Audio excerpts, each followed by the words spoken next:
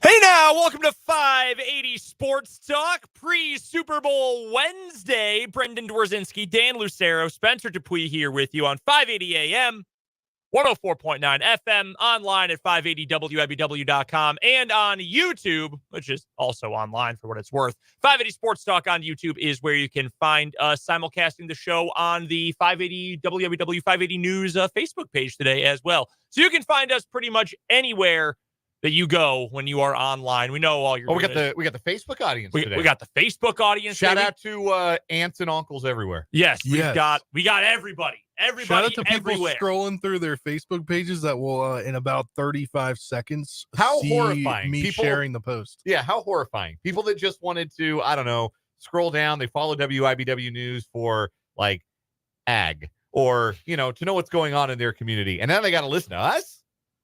Welcome to the fun house. The unwitting audience is who I'm really excited to have along for the ride today. Surprise! Hi, gang! Thanks for tuning in, and welcome to 580 Sports Talk. We've got a bunch to get to today. We're going to hear from a ton of the Kansas City Chiefs: Andy Reid, Patrick Mahomes, Travis Kelce, Isaiah Pacheco. We're going to get to all of them coming up over the course of the show today. May have some other surprises mixed in there as well. Everybody was speaking today. We're going to hear some good stuff from Reid, Mahomes, Kelce, all those guys. Super Bowl media, people critique beat writers. Beat writers are our friends. They're great guests on the Sports Talk Radio. Very good people. They're just trying to do their job. People will sometimes get on beat writers for either being a little too chummy with players or coaches or not asking the hard questions all the time. You know who could use to ask not even a hard question, but just like a single good question? People who go to the Super Bowl as media. Anyone. I'm begging. Anyone. Please ask a good question. Someone asked Patrick Mahomes today. We're going to hear this. What was the lowest point of your life, and how does it feel to look back on that where you are now? And how did it help you get to where you are now? He's 4 days from a Super Bowl. Don't ask him the worst moment of his life. All right, Oprah, settle down. Horrible. Save that for, I don't know, daytime talk. Is this a Tom Rinaldi game day segment? What is that? Also, someone asked him specific game planning things like, hey, are you guys going to, like you did the last time you were at Allegiant Stadium and run in a circle before you? Yeah. They're not going to give that out. What are you expecting him to give you the game plan? Just outrageous. And someone people asked, take the opportunity to have their voice heard in this setting. It's almost like they're auditioning for something. Like maybe if someone hears my good question, I can be the next Oprah. Y'all get opening night Monday. That's what you get. You get everybody shows up. They're weird. That's for the weird stuff. This is actual game to talk about. And there's some human interest stuff, but don't ask Travis Kelce if he's proposing to Taylor Swift. Just don't do it. But there's no need for that right now. Unbelievable. If you're going to do that, at least let kids do it because kids are fun and cute. Let them. Which is what Monday night's for. Yeah, the Sports Illustrated for Kids kid came up and got a hug from Andy Reid and was asking him questions. More of that, less. Oh, you gonna do the ring around the rosy play? Good Lord, have some dignity, journalists. Dang, come on. We've got all that coming up today. We've got a really interesting topic, I think, coming up here in just a moment. I believe it's interesting anyway. Dan proposed it earlier today about whether or not we're reacting a little bit too much to what we've seen in just the past couple of weeks from these two teams, both the Chiefs and 49ers. So we'll get to that. We'll get to an interesting piece from Vahe Gregorian as well from the Kansas City Star this week about how the Chiefs have become not just America's team. The Chiefs have in a way become the world's team. So we're going to get to that. The remaining members of the Kadarius Toney fan club are going to have a meeting today. That's right. Very excited about that. All the 4 two o'clock of hour. us. Yeah. I mean, I'm not really in the fan club anymore. No, I've dropped out. You're in the fan club, Spencer. You can check out anytime you like, but you can never leave. We're having a meeting, and you were in charge of bringing cookies. So I did bring Reese's cups to the office. So is that what it is? Is that what I'm bringing today? Is that true? Yeah. So we're going to go to break real quick. Just teasing. We're going to have Fitz join us coming up. Share with the class. Yes. All right. Fitz is going to join us in the 4 o'clock hour today. We've got What Is Wrong With You. We'll play some One Gotta Go coming up next hour. We've got our 580 Sports Talk headlines. A lot going on around the sports world, including today's National Signing Day. Were you aware that today is officially National Signing Day? Not the second one. Not until I opened Twitter for the first time this morning. Yeah. once they instituted early signing day in December, and then all the major conferences realized, oh shoot, that's what, like, we want to get our guys in immediately. We want them to be in here for spring practice and all of that. Regular signing day very much became the low D1 and D2 signing day. That's essentially what it is. Huge day for Washburn. If you are a Washburn Ichabods football fan, and you are also a fan of local and regional high school football, you might know the entire signing class. It's almost all local guys. Yeah. Plus a handful of kids from Georgia and Texas, Missouri as well. So we'll get to some signing day news and notes from around the country coming up in headlines and a whole lot more. We'd love to get your thoughts on anything we're talking about today. 785-272-9429 is the text line number. And of course, you can also join us on YouTube. 580 Sports Talk is the name of our YouTube channel. And come check out the new cameras. Day 2 of the new camera setup in studio. You can see everything going on around us. You can look us directly in the eyes without being right up our nostrils now. Very cool. Love the new setup. Appreciate all the folks around the station who helped us set this up over the last couple of days. All right, let's get to what Dan brought up a little bit earlier today. And I told Dan right away when I saw this in our notes, I love this topic because I think it is something that we have not talked about enough. The small sample size of the postseason. The playoffs itself, it's the most important time of year, but we have for the Chiefs a 3-game sample of playoff football this year. That's it. And that's the maximum going into the Super Bowl. You can only have up to a 3-game sample. The 49ers, we have even less. We have a 2-game sample of what the 49ers have been. And that's a very insulated sample too, because they didn't have to play their starters week 18. They didn't against the 49ers or against the Rams, excuse me, at least not all of their starters. Then they got the bye week through the wild card round, then 2 games, and then a bye week into the Super Bowl. So they've barely played. The starters for the Niners have barely played since week 17 of the regular season, and they haven't had to go on the road. That's over a month ago now since the 49ers last played a truly, not meaningful, but a regular season play everyone game without having some sort of long break in between. They essentially had 2 weeks off before the start of the playoffs, now another week before we get into the Super Bowl here. And so much of what we've talked about breaking down this game is, well, for the Chiefs, look at what they've done in the postseason. They killed Miami. They beat Buffalo. They took down the best team in the NFL that we believed in the Baltimore Ravens. They've got this triumvirate of Kelce, Pacheco, and Rice that are playing great football. Patrick Mahomes is playing his best football of the year, I think, easily during the postseason. But there's not a whole lot to go off of if you're just saying, okay, well, from the week beginning January 8th until today, that's 1 month, not 1 day short of 1 month from that Monday that we're talking about with what we've seen from the Chiefs. For the 49ers, well, those struggles they had against the Packers for upwards of 3 quarters in the divisional round. They had a devil of a time with the Detroit Lions in the NFC Championship game. That's true. They were also the best team in the NFC all year long, from week 1 through week 18, even though they didn't play anyone week 18. That was the best team in the entire NFC. So are we spending too much time? Are we overreacting to what we have seen just from playoff football to the point where it is washing out either the positives from the 49ers in the regular season or the negatives and the concerns we saw from the Chiefs in the regular season? I think the reason it's such an interesting question is a lot of the predictions that I have encountered for this game that have already been made, and a lot of the predictions that have been made on these airwaves are that not only will the Chiefs win, they will do so possibly handily. Stephen Ruiz of The Ringer was on with us a week ago tomorrow and said he's feeling like it's the Chiefs by at least a touchdown, maybe even more than that. On The Ringer today, he published his breakdown with Ben Solak. They both have the Chiefs winning by a touchdown. Matt Verderam on Monday came on these airwaves and says he thinks Chiefs are going to double up the 49ers. He picked 34-17. Jordan Foote on the program with us earlier this week, yesterday, he said 7-point Chiefs win. So the projections we're seeing are not, oh, the Chiefs are going to win, but it's going to be close. The Chiefs are going to win, but it's going to be hard fought. No, it's we expect the Chiefs to win and do so relatively comfortably, to be able to control the game in a way that the Chiefs have not controlled their previous 2 Super Bowl wins. That's the thing that stands out to me. I don't think it's outlandish to go into a game and think, no, the Chiefs are going to win as underdogs. I mean, they did that last year.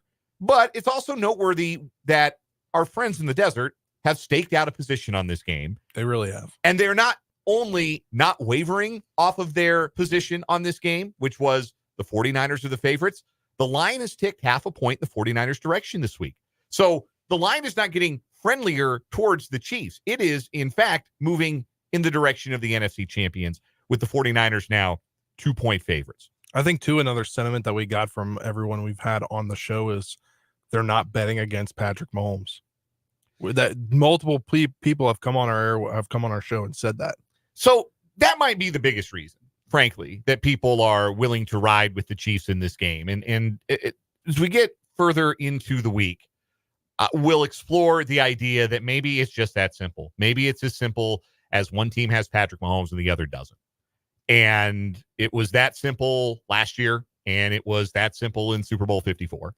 And the only time it wasn't that simple was that when the team that had someone else had Tom Brady on it. So maybe that's it. Maybe that's just the simplification of why people are leaning in the direction that they're leaning. But I do think in the context of the entire body of work, right? You want to look at the largest sample you possibly can. So it's the whole body of work. It's all 20 for the Chiefs. It's all 19 for the 49ers.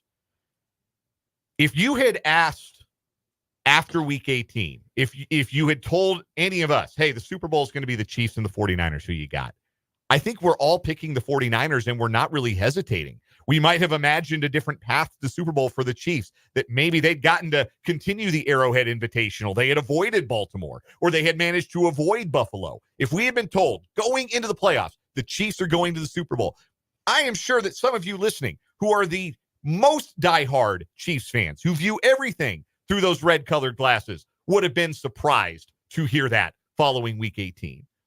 And at that point, we might have all said, oh, that feels like a matchup that would certainly favor the 49ers. But I have gathered, as we've discussed the game, the three of us this week, that we're all kind of leaning toward picking the Chiefs this coming Sunday. I am certainly leaning heavily in that direction. I've already bet on the Chiefs to win the game. Yeah, me too. I bet on them immediately after the AFC Championship game. I bet on them as fast as I could. Well, and speaking of the AFC Championship game, that's the other thing, that how much, and this is an honest question, like what changed about the Chiefs between the start and end of the AFC Championship game? They're the same team. They won that game, and we talked about this right in the aftermath of it. They won that game so similarly to how they won so many games over the course of the year.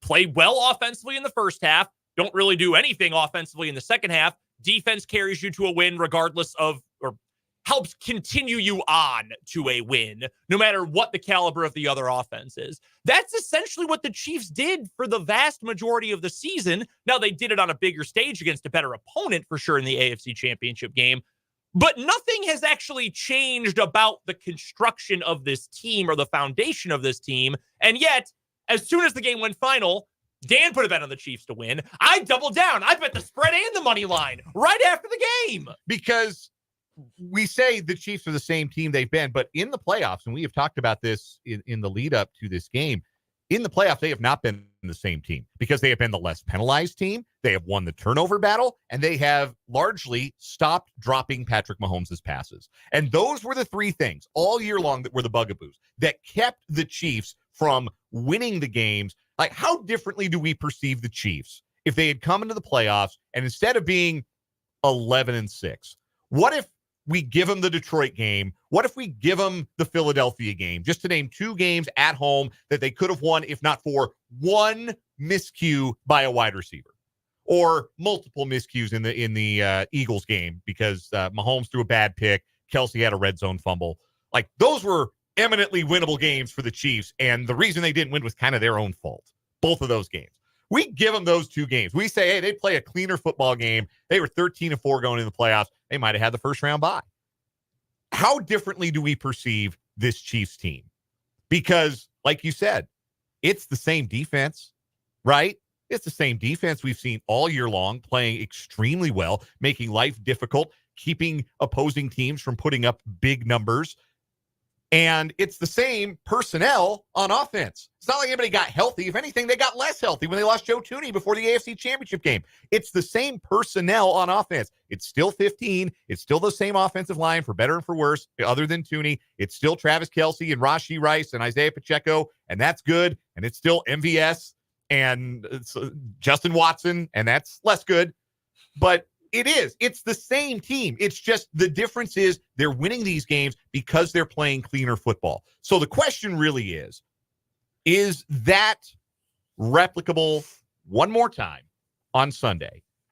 Because if they're that team, I think that's the team we looked at all year long. What made the season-long struggles so frustrating for the Chiefs, because that team, the team we've seen the last 3 weeks, we feel like not only will win the Super Bowl against the best the NFC has to offer.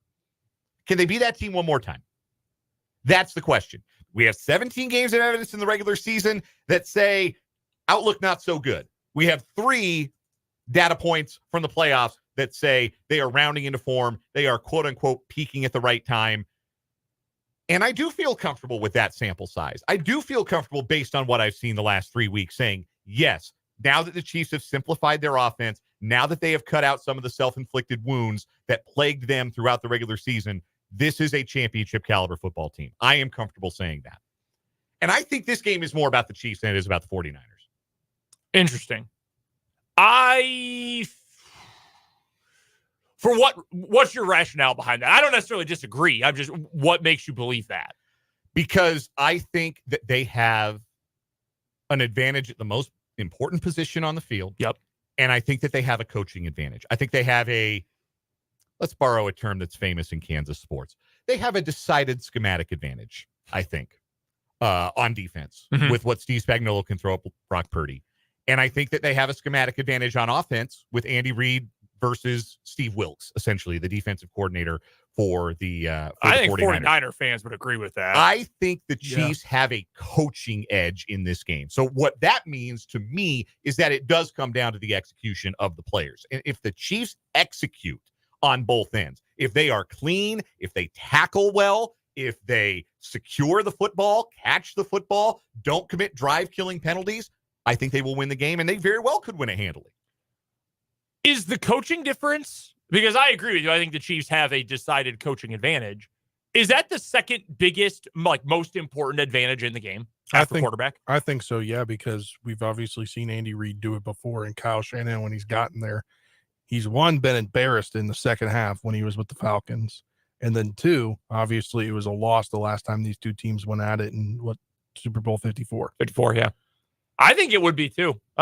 All the other things, and Pro Football Focus put out a graphic on Twitter this week comparing all of the, I have to go find this, in fact, because it was so funny. They put out a list of comparisons of every position. Who's got the edge? Is it the Chiefs or is it the 49ers? So here's how they broke it down. Tell me if you agree with this. Quarterback, they gave it to the Chiefs. Agree? Yeah, strong agree. Yeah, strong agree there. Running back, the 49ers. Yeah. I would agree with that. Wide receiver, the 49ers. Sure.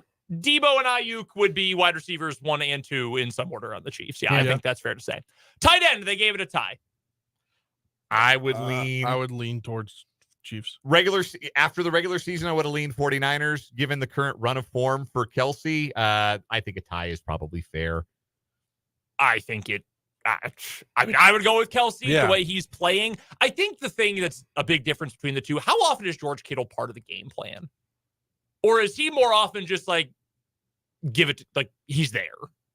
That's a fascinating question because I don't think he had a target in the first half against the Lions. And typically the first half of a game is when you're really intentional about who gets the ball because that's when you can script plays. And if you're not scripting throws to your tight end, then maybe he's not a real big part of your game plan. I don't think he's as integral to their offense as Kelce is to the Chiefs' offense. Let's say that. I would agree with that. By the way, you know what? One of the funniest arguments, mostly online, I'm sure in real life, I don't know many 49ers fans in person outside of our guy, Michael Swain, ask, why do you think George Kittle is better than Travis Kelce? Because the number one reaction is always, oh, dude, he's such a good blocker. Oh, that's sick. Do you get points for that? Oh, nice. Okay, I'll make sure to keep that in mind. Well, That's good because you know what? Remember Darrell Williams, the former backup to Damian Williams? Yes. Man, he was such a good pass protector. He must have been top 10 running back in the league. He was such a good pass protector. Oh, wait, that's not. Blocking is important. We know that, but come on, give me a break. Offensive line, Chiefs or 49ers? Probably the Chiefs. I'd slightly lean to the Chiefs, even though the 49ers have the best linemen. I think the interior spots are probably shaded to the Chiefs. So yeah, I'd slightly in Kansas City for me. I think it's very, very, very close. I don't even know how you do it. You flip a coin at this point. I mean, because Tooney, there's a shot he's going to play all pro, obviously in that guard position. But then when you look at the 49ers, you got probably one of the best left tackles to ever play the game. Yep. I would go with the Chiefs without question if it was Tooney playing. Yes. Even without, I think I still probably lean Chiefs. Defensive line, they say the 49ers. Again, Nick Bosa. If Amenahu plays, it is the Chiefs. Because you know what you're at least going to get if you've got Charles Amenahu starting out there? You're going to get two edge rushers who are going to give you 100% on every play. Yeah. Do you know you can get that from 92 in Burgundy? No. Nope. You do not know that. Yeah. Linebacker. Chiefs really good at linebacker. They don't have Fred Warner, though. No. So, okay, you want to give that to San Francisco? Fine. Cornerback, they go with the Chiefs. See, that one's interesting to me because as good as the Chiefs cornerbacks are, like Ward's had a good season, but yeah, I mean, L'Jarius Sneed and Trent McDuffie both should have been all pro. Yeah, I go Chiefs there without thinking too hard about it. And then lastly, safety. PFF gave it to the 49ers. They don't have their best safety. Their best defensive back, they do not have. Yeah. Talanoa Hufanga. Yeah, that's wild to me, especially how well, like, Justin Reid. You remember back to the first half of the Detroit game? Justin Reid was so bad. He was awful. He was horrific, like noticeably bad in the first half of the first game of the season. And now he's just indispensable. He's making plays all over the field. He's become a leader on that defense, and you can't imagine it without him. Yeah, I would disagree with that assessment. But these assessments are always so funny, right? Because, okay, one team has better safeties than the other. Why does that matter? They don't go head-to-head. It's not like they're playing dodgeball against each other. I think what you could do with it, though, is make the comparison. Okay, so we're giving the Chiefs the benefit in corner and safety and also in quarterback. That means that those really good corners are going up against your secondary quarterback in this game. So I think if you compare them like that, it certainly means something there. Yeah, I see that. But if you're comparing all those, we said Chiefs more often than not. And at more important positions, we were saying the Chiefs. Like, yes, Christian McCaffrey, awesome. I think he's one of the top 5 offensive playmaker in the entire NFL. Running back is also generally the position on offense that impacts a win or a loss the least. Right. Like, if he goes for 200 yards, 49ers probably win. But he's going to win MVP. Yeah, but could the Chiefs win the game if he rushes for like 85, 90 yards? Probably. They could still win that game. Yes, because it's so... Running backs are so much more contextual than any other player. Like, McCaffrey could go for 125 and a touchdown in this game. If Brock Purdy also only goes for 125 yards, though, it doesn't matter. Chiefs are going to win. Chiefs are going to win by 17 points if you end up in a game like that. So all that to kind of circle back to the original point here, I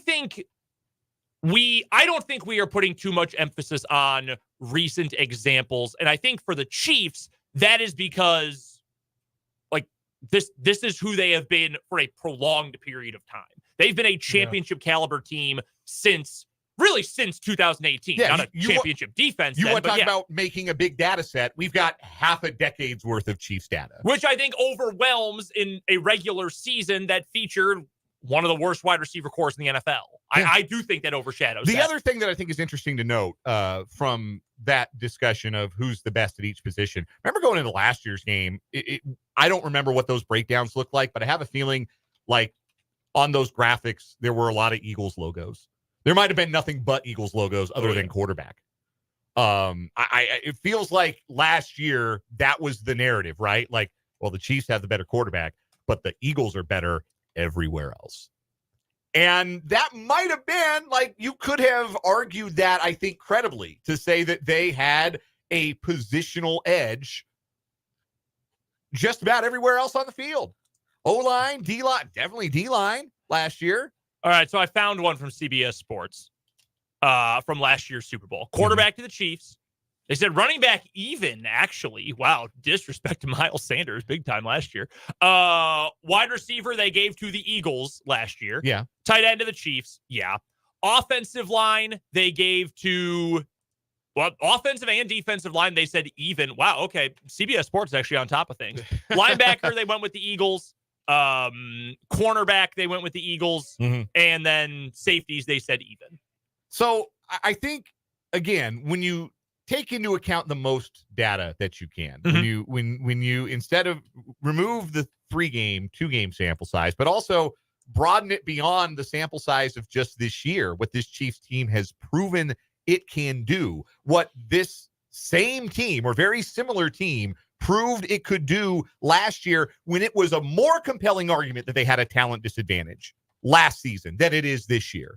That, to me, lends credence to the idea that the team with the better quarterback, the team with a schematic edge, and the team that is, okay, maybe there are some higher wattage stars on the 49ers roster, but it is not the talent unit by unit disadvantage that I think a lot of people felt like the Chiefs were at against the Eagles last year. And again, Chiefs won that game because the advantage that mattered the most was the schematic advantage, and it was Patrick Mahomes. And those things still hold true going into Sunday. We have a comment here from Mark on YouTube. Says, don't forget special teams may play a major factor as well. And I'll take the Chiefs with the special teams edge there. What is Butker in the postseason? Did he miss a kick in the postseason? Am I remembering wrong? Or I feel like he did. Did he miss one against Miami?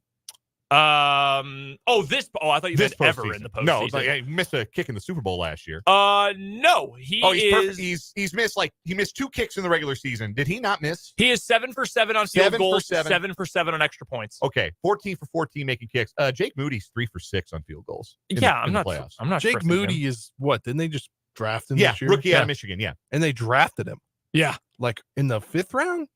Something like that. Butker in his career in the postseason is 28 of 32 on field goals. That's 87.5%, 95+% on extra points. Yes, plus game winners in both the AFC Championship game and the Super Bowl last year. Like, if it comes down to a kick, I know which kicker I feel better about. Yeah, no doubt about that. Now, big punting edge for San Francisco. Wisnowski's really good. Yeah, he's a stud. He's a heck of a punter. And it's been a bit of a down year for Townsend. But no, we'll talk a little bit about a possible special teams X factor a little bit later on in the show too. He was picked in the 3rd round, not the 5th round. And he's 3 for 6 in the postseason. Makes the Packers drafting a crappy kicker in the 5th round feel a little bit better knowing that. Speaking of special, coming up next, the Chiefs had a special guest visit them before the AFC Championship game. This was just revealed this week. I got a question about where it was because they were close to where he resided at the time, or did he fly all the way out here to meet with them? We'll discuss that. See if you can guess who this special Chiefs guest was next here on 580 Sports Talk.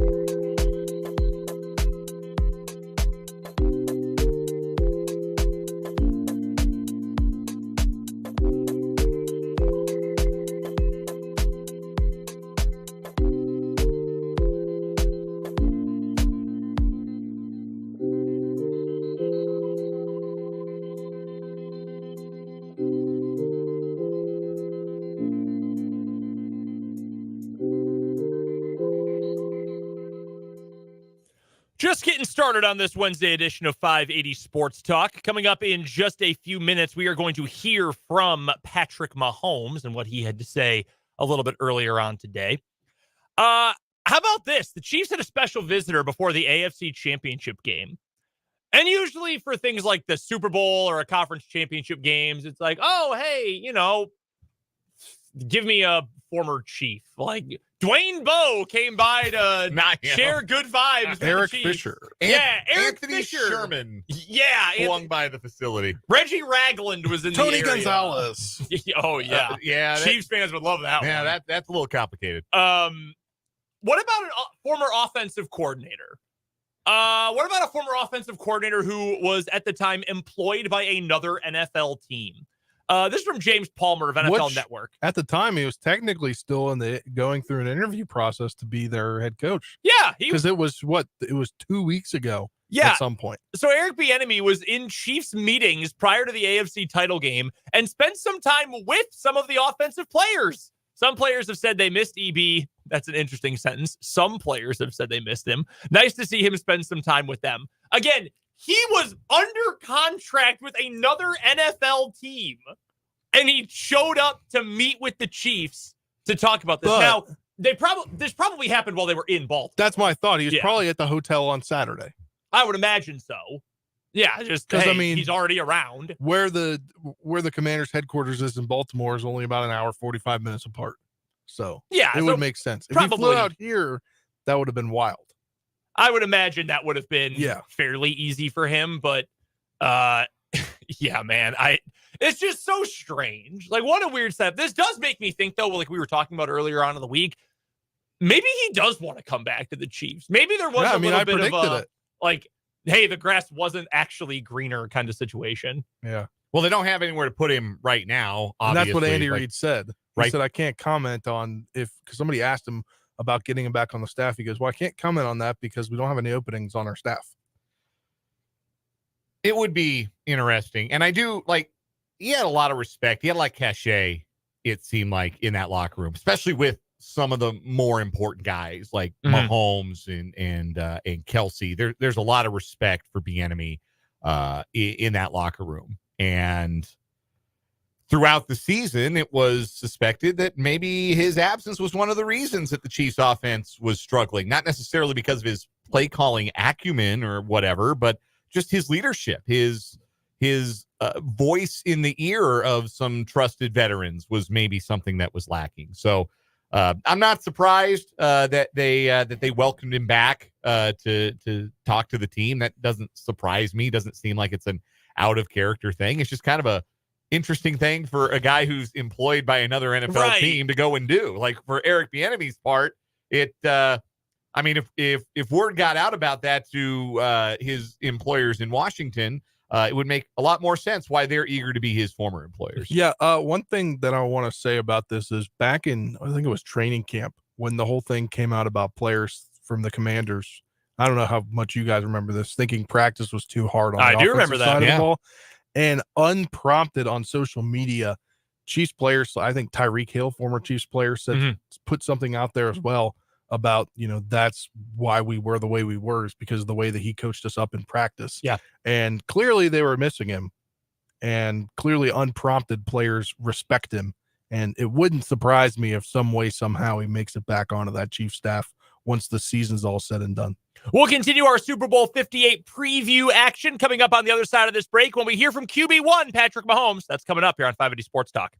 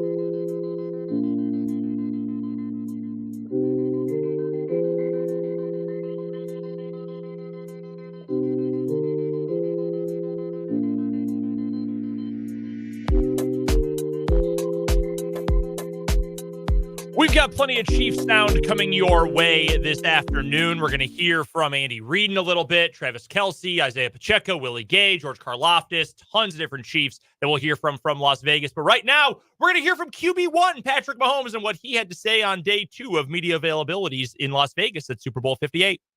Yeah, Patrick, I'm from Denver, and the last time you guys were in Denver in late October, you didn't look like a Super Bowl team that day. What helped you turn it around to get here? Yeah, I think it's just the process, just continuing to work hard. Obviously, we had some struggles throughout the season, but guys never hung their head. They just continued to grind through, and it caused us to play our best football at the right time. So every season's different, but you have to continue to work in order to be great. Hey, Patrick, over here, Evan Walker with WXCI. Can you talk a little bit about Rashee Rice's development over the course of the season and what that's been like to work with him? Yeah, no, a ton of talent. I saw that from day one. But with rookies, especially in Coach Reid's offense, it takes time. It takes time to learn the different ways we run routes and the way you have to read coverage at the same time. And he just continued to get better and better. And that's why I think you saw his production really get an uptick as the year went on. I still think he has a long ways to go. He can continue to get better and better, and he could be one of the top receivers in this league. Hi, Patrick. Chris Jones talked about the fact that you guys are now becoming like the villains of the NFL. There's a growing narrative out there. I know everyone prefers to be liked, but is it a role that you kind of enjoy in a way? Do you feed off of that? Not necessarily. I think I just like winning. If you win a lot and that causes you to be a villain, then I'm okay with it. But at the end of the day, I'm going to enjoy playing the game and try to win as much as possible. Pat, here, Andy Sola, Azteca Deportes. As a team, having facing San Francisco years ago, what is the big quality to overcome this time? I think it's just their intensity. They play hard every single play. They bring energy, and we know it's to take our best football. And so for us, we just have to come in with that intensity to go out there and play our best. And if we don't, we'll lose the game. Patrick, how do you view the challenge that you and a lot of other great quarterbacks face of trying to get back here every year, knowing that the roster, especially on offense, is going to keep changing? I think you just got to try to be the best quarterback you can be for your team. I think that's what you've seen with a lot of the great quarterbacks is whatever their team needs, they'll go out there and do. The roster's always going to change. I explain that to every single player that's here. You never know if you're going to be back in this game again. And so try to maximize your moment, maximize your opportunity, and see what you can do in order to make a memory that will last forever. Pat, back left, Aaron Ladd, KSHB 41. You talked about a Super Bowl routine. It's Wednesday now. Where are you at in your Super Bowl routine? Yeah, it's kind of cool. You kind of are going back to installing the base offense. Obviously, we have the whole entire game plan in, but you really focus on that like you would do in a normal week, and trying to make sure you're ready to go. Obviously, you have the media and stuff like that you have to do, but at the same time, it's a normal week now. We're going to get back to practice and do what we would do for a normal game day. Patrick, a lot of people over the years have had fun with like your running style or like your running gait. Is that something? How did you develop the way you run? And have you ever like gone into a lab and done like efficiency measurements or anything like that? I do stuff like that. I think I've gotten better in my running form and faster as I've kind of been in the NFL. But it doesn't look the prettiest. So I think people think I'm slow. I think it's kind of deceptive. Sometimes I think the defense takes bad angles because they think they're going to catch me faster than they do. And so maybe that's the secret to my speed is that I run not the way everybody else runs. Pat, up second row. Sammy with NFL France. About 815 days ago in Allegiant Stadium, you guys ran a spinning huddle. Can we expect something like that on Sunday? I can expect a cartwheel or something? Maybe Travis. I don't know. Yeah, but no, we'll have some game plan plays, and Coach Reid likes to have fun and enjoy it. So we'll see what we can do, but I think you have to focus on the fundamentals in order to play a defense like this. Hi, Patrick. Kelly Singh, player profiler, Women of Fantasy Football. And what we would like to know is, how do you and Brittany make this special moments for the kids? Do you have any routines you do with the kids to try and create core memories with them? Yeah, I think you just want them to be there. You want them to be able to see what Dad's doing and what all the work he's missing time with them is paying off to be.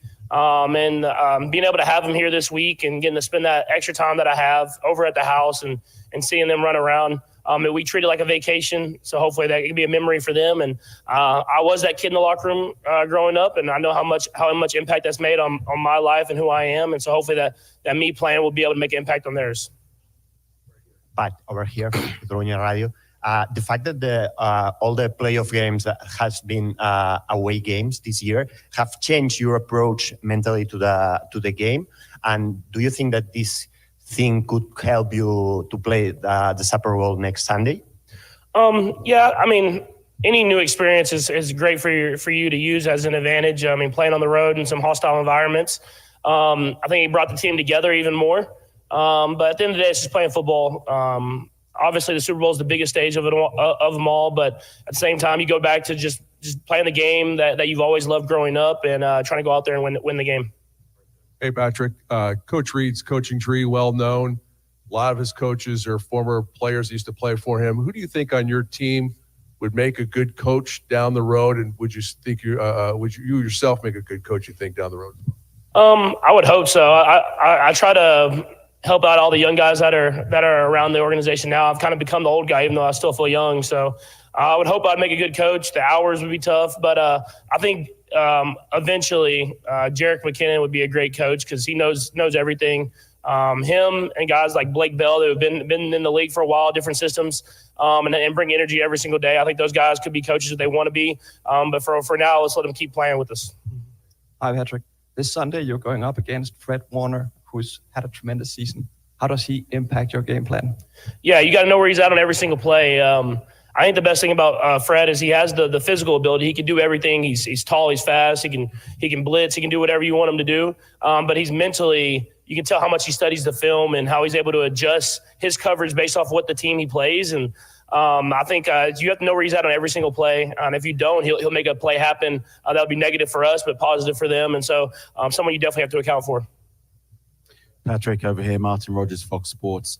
When you look back through the history of the league, there have been many great quarterbacks who never got the chance to play for a Super Bowl, never got the chance to win a Super Bowl. How grateful are you that, early in your career still you've got two in the bag and chance to win another?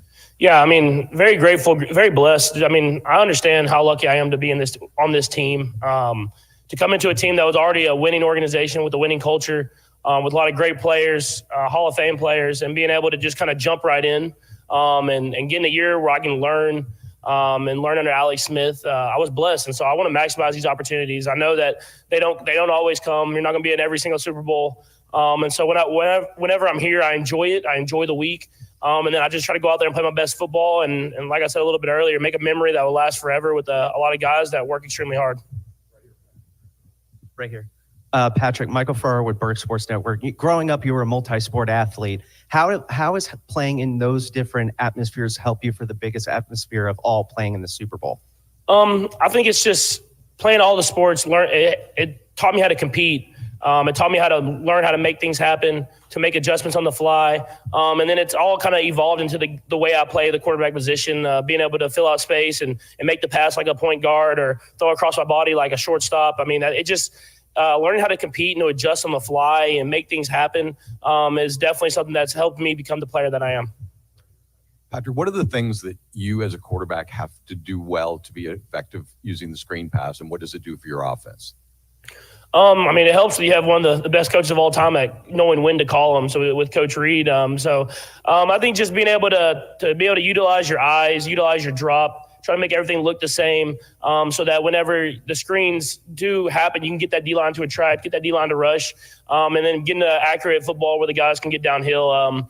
Coach Reid's done a great job, Coach Heck, Coach Nagy, of teaching them, and the guys that we've executed them well. But just that, more than anything, is knowing the right time, and I mean, I feel like Coach Reid has a great feel for that. Hi, Pat. Sean Graney, Medill Reports. So Kansas City traded for Mecole Hardman mid-season to kind of bolster the wide receiver room. What has that meant for you guys as an offense to get Mecole back in there? What has his impact been, and what does it mean to have continuity in big games like the Super Bowl? Yeah, I mean, first off, you get that speed that he has, and being able to stretch the defense horizontally and vertically whenever he's on the field. just adding another guy like that. And then I think even more than that, another guy that everybody loved in the locker room, being with us the year before and the years previous. Everybody had loved McCole and the way he brings the energy every single day. And I think a lot of times that can be bigger than anything, is just having guys in the locker room that want to play hard, that want to come together and go for this common goal. And it's always great to get those guys in there. Hi, Pat. Good morning. Federico Olvera from Damebola. Pat, if you guys win the next Sunday, Coach Reid would equal Coach Bill Walsh by winning their third ring of Super Bowl, and you would equal to Troy Aikman. What are your thoughts about this by reaching Troy Aikman about this? Yeah, no, it'd be extremely humbling. I mean, like I said, I'm extremely grateful just for the situation that I'm in and being able to play in these Super Bowl games. And more than anything, I mean, getting that back-to-back Super Bowl champs, it just hasn't been done a lot in history. And it speaks to the whole team of not being satisfied with winning one, being able to come back that next year and continue to work. A lot of times after winning the Super Bowl, you want to relax and feel like you're done. But being able to have that mentality to battle through the adversity that we've battled through this season and get that Super Bowl ring again, it'd be extremely special. Patrick Haliako, if you can take us back to the lowest moment in your life and to see where you are today, what would you have told yourself back then? I don't know exactly when the lowest moment would be, but I think what I've always had is just to continue to follow your dreams. I think that's something that was instilled in me at a young age, and I got to see a lot of pro athletes and how hard they worked, and so I knew I had to work hard. And so even when baseball wasn't working out in college or football, I wasn't starting that first year in college, whatever that was, I just knew if I continued to work hard, that stuff would pay off. And that's the mentality I've had in everything I've done in my entire life. And I still work hard to this day. I know in order to continue to be great and follow my dreams, I have to do that. Hey, Patrick, Steve White, NFL Network over here. Coach Reid just told us that Eric Bieniemy paid you guys a visit last week and spoke to you guys.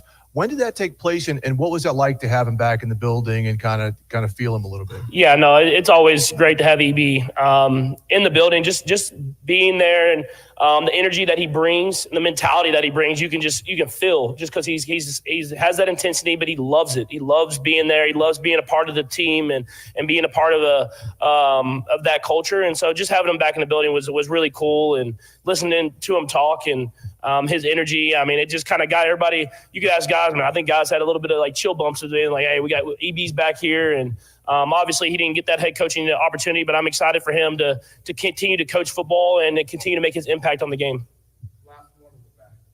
Hi, Shara Taylor, New York Beacon. The 49ers were able to stop the Lions defense in the third quarter. How do you plan to keep the energy throughout the game after halftime and to get around defense?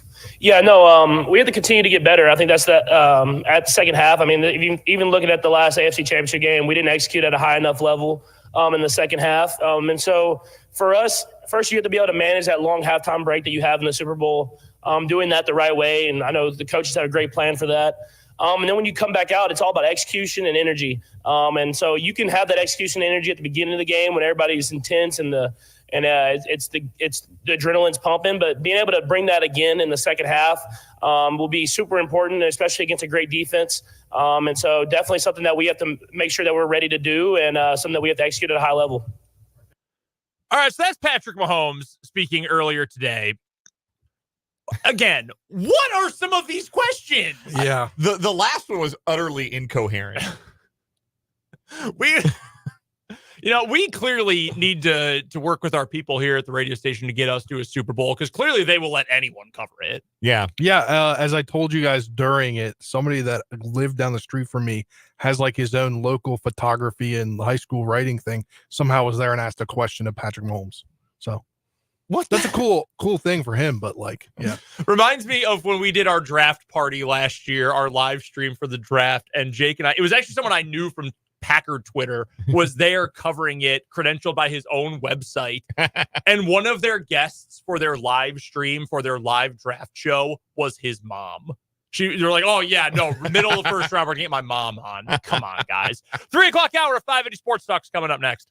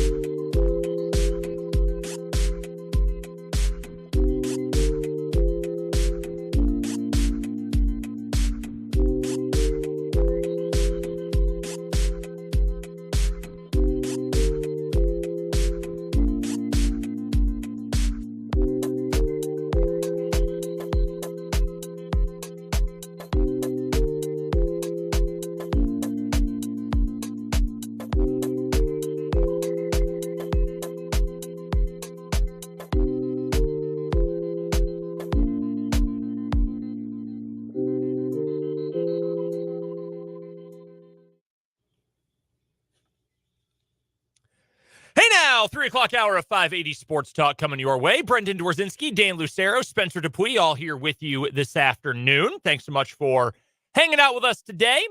Whether you're listening on 580 AM, 104.9 FM, online at 580www.com, or on YouTube, 580 Sports Talk is the name of our YouTube channel with our brand new camera setup. Hello, if you're watching today. Much cleaner view. Dan's testing out the hat theorem today, and it works. His face is not completely now washed out by the fluorescent lights above his head. Yeah, I feel like I look fine. Oh, yeah. Yeah, I feel like I look all right. Rocking the cat's purple today. Yeah, going with the purple today. I look good in purple. It's not a It's a good look. That's a good sweatshirt. It's not so much this I am like over the top like Ernie Barnett making a run at Mr. K-State like or anything like that. I just think I look good in purple, man. Like if KU's school colors were purple, I'd wear KU's school colors. Yeah, you can rock it. I don't think I could rock purple. No? Yeah, I maybe just don't not. think I Purple ain't for everybody. Exactly. I will say, maybe somewhere down the line, because of the focus that the cameras have been, maybe they see the powers that be see the lighting and they try to fix it for us. But I don't know if that'll happen. I'm just a new guy, assuming they'll fix things for us. I mean, it would be nice. The number one tell that he's new. Yeah. I mean, we were trying to come up with a plan the other day that was literally, what if we just take the lights out? Yeah. What if I threw a rock and I just busted one of those fluorescent tubes, one or two of them, and it was a little less glare? How about this? We repurpose them because we recycle here. Yeah. We have our own like combat zone wrestling light tube deathmatch. Now we're talking. We're like 1997 Sabu out here. Can we get like a tank of piranhas? Yeah. Oh, you get a folding table. Devon! Man, let me tell you. Let me tell you how cool 15-year-old Dan thought the idea of a piranha tank death match was. I think everyone who's into wrestling at some point, who gets like really into it, goes through a phase like, yes, I actually want to see a 2x4 full of nails like across someone's face. Like, I really want to see that. Yeah. That's real graps Like, right there. When I used to buy DVDs through the mail, get some classic matches on like QuickTime format on CD. Nothing comes in QuickTime format anymore. PCs have evolved beyond the QuickTime player. Shout out to QuickTime. When was the last time you had QuickTime on one of your computers? I feel like QuickTime is an Apple thing, right? Yeah, pretty sure. So only on Apple computers. I was gonna say, you're an Apple guy. Do you have QuickTime on your computer still? I'm pretty sure. I QuickTime don't use is it, though. a discontinued extensible multimedia architecture. When was it discontinued? I feel like I remember downloading 2016. I remember downloading videos from like E-Bombs World, and they were in QuickTime format. So many pixels. 8 pixels, full screen video. I got the copy of Bub Rub talking about the whistle go woo woo. I got that so I can watch it anytime I want on my laptop on QuickTime on my laptop that weighs 10 pounds. 10 pounds that I'm taking to every one of my college classes. So extremely loud. Those are the Sounded real like days. a helicopter taking off. Man, even I never ordered wrestling DVDs through the mail, though. I got to be honest. I never did that. It was a different time. The early 2000s were a different time. I did find some real shady websites, though, where I would find old pay-per-views or current pay-per-views of WWE events. Now, this would have been like, oh, gosh, in 2000, 2001. What were you doing in 2000?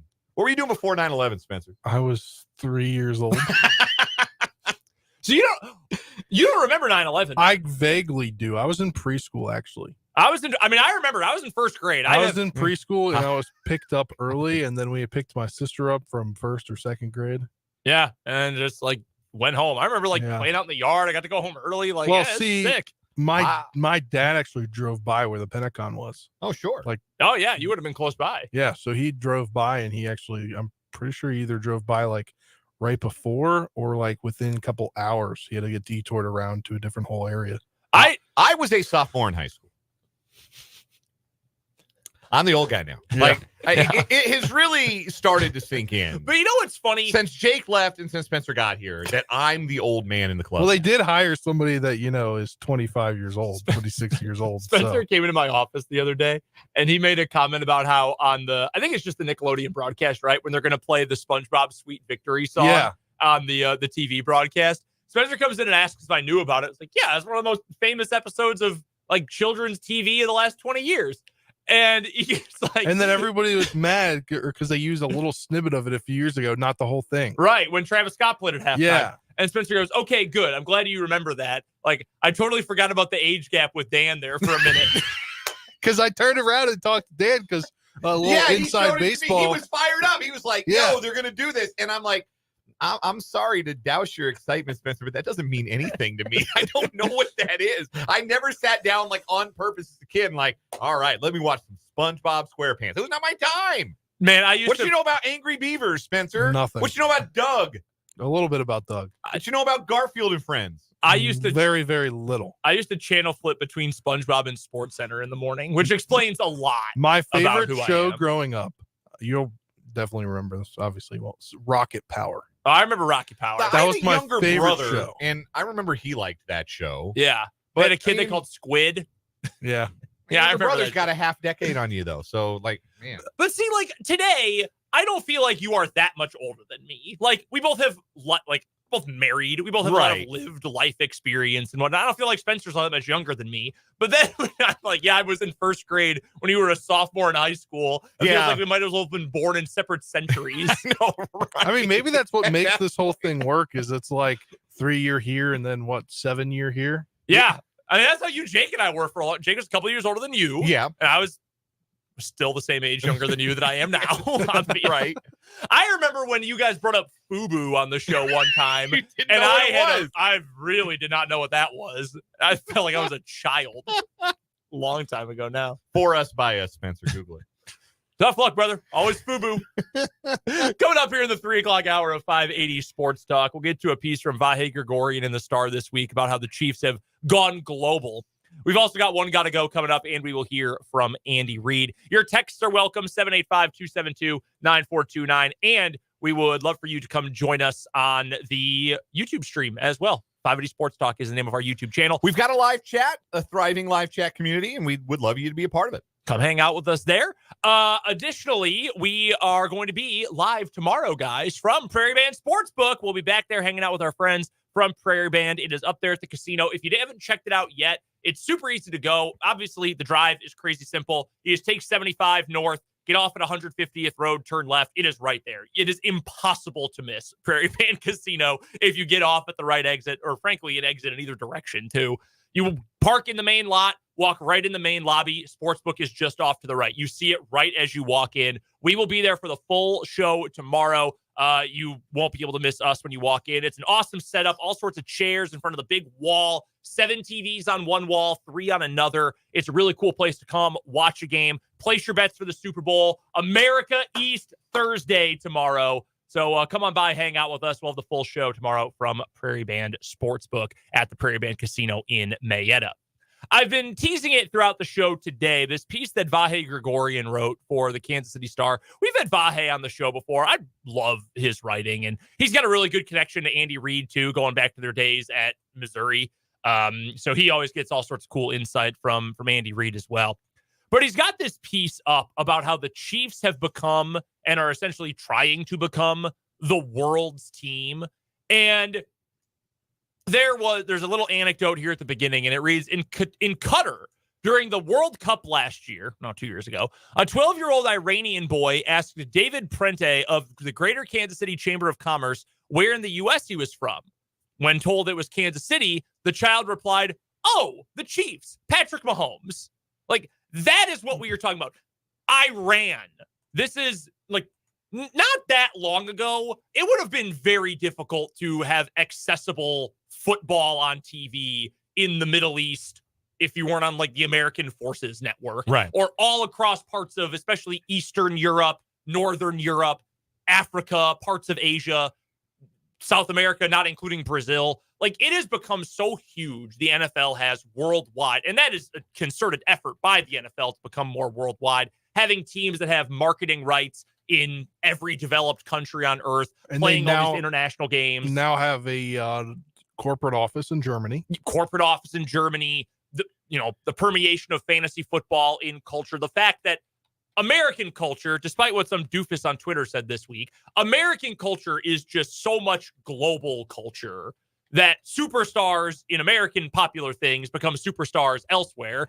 And the star of the NFL is Patrick Mahomes. So with the NFL only getting bigger, that means its face is getting bigger. That means Patrick Mahomes is getting bigger. It's wild that the NFL has been so successful with this as swiftly as it has been successful with this, because what they don't have that the other three major American sports leagues have is a global presence on their rosters. Like Major League Baseball, you've got players from the Caribbean, from Central America, South America, from the Far East, Japan, Taiwan, South Korea. You have global presence on the rosters of those teams. Obviously, you have a global presence in the NBA. The last 3 MVPs are from Cameroon, Serbia, and Greece. Just to give you the idea of the global reach of the players in that league. Obviously, the NHL is also very much a global sport. You have a heavy European presence in the NHL. The NFL, you don't have that. Like there's not a whole lot of international presence on NFL rosters. And you have players with heritage background that are from different countries, but you don't have a lot of guys who are like born in Colombia or born in Austria who have become NFL stars. You don't have a Japanese-born NFL star. You don't have a Chinese-born NFL star.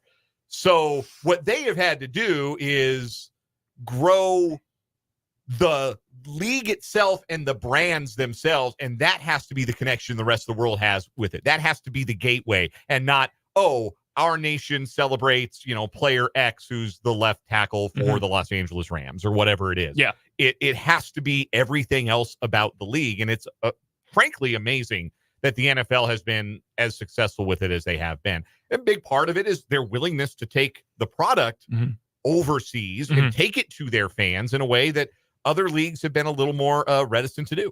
And you've got all of those factors that contribute to this.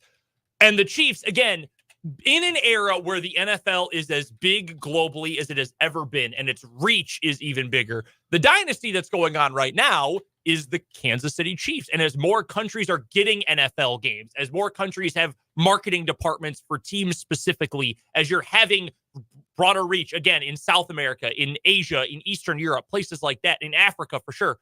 Like, these are the players, these are the teams that are everywhere over there. And more than anyone else, it's the Chiefs, and it's specifically Patrick Mahomes. The Patriots had this reach for a long time, but again, there's more of that now than there was 10 years ago, even. Yeah. So you've got that kind of permeation. Then factor in that the tight end, the second best offensive player that the Chiefs have, is dating the most famous woman on earth.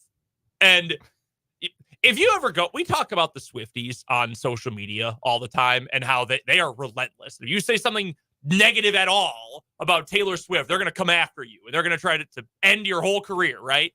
If you ever click on the profiles of these people, it's like 17-year-old from Malaysia, 14-year-old from Indonesia. Like, they're all over the world. Yes. Truly all over the world. And this woman is dating Travis Kelce, a guy from Cleveland Heights, Ohio, who plays in Kansas City, Missouri, and lives in Overland Park. Like, Patrick Mahomes is becoming one of the most famous athletes in the world. He lives in Overland Park. Like, that is how unbelievable it is that this is what the Chiefs are now. But you factor in the celebrity, the success, the marketing reach of the NFL, and it's true. Like, I think the gist of this piece from Vahe is true. Like, this is, if anyone in the world knows of an NFL player, like I've shared this story, I think, before, but I remember when I was in 7th grade in my French class, my teacher, Madame Boyd, she told us, if you ever go to France and you tell locals that you are from Chicago, they are going to ask you about 2 people right away. They are going to ask you about Al Capone, and they are going to ask you about Michael Jordan. That is what will happen to you. And I grew up after the dynasties even. Fast forward my sophomore year of college, I go study abroad in France, or in England, but we took a trip to France. We're in Marseille, and we're being shown our room in this little bed and breakfast we're staying in, and the guy's like, "So where are you from?" I said, "Oh, I'm from Chicago." And he goes immediately, "Oh, we have the mafia here too, just like you guys." Immediately. I get on a train during this trip. I had a KU basketball shirt on. It says basketball. Someone points at me and goes, "Oh, basketball, Michael Jordan." Not even kidding. This happened while I was in, like, that is what Patrick Mahomes is going to be. Like, if you're wearing a shirt with an American gridiron pigskin football on it, anything that has Chiefs insignia, NFL insignia, going forward for a whole generation, the world over, people are going to say either, "Oh, Taylor Swift," or "Oh, Patrick Mahomes." Like, that's unbelievable, the reach that this team has. Is going to be people all over the world wearing Chiefs apparel because Taylor Swift is making it cool to wear Kansas City Chiefs apparel, and not just like the team issued stuff. You think Taylor Swift has ever like ordered from a Fanatics? No. Like, apparently she was one of the sweatshirts she wore to a game was purchased at a Kansas City area boutique, like a which is super like a cool, thrift by the shop. way. Yeah, number one, very cool. Well, and then you have Kyle Juszczyk's wife. Did you guys hear about that? Oh yeah, she made things for all sorts of people. And now she just landed a deal to do something with the NFL shop. I saw that. Yeah, she got her own like licensing deal. Yeah.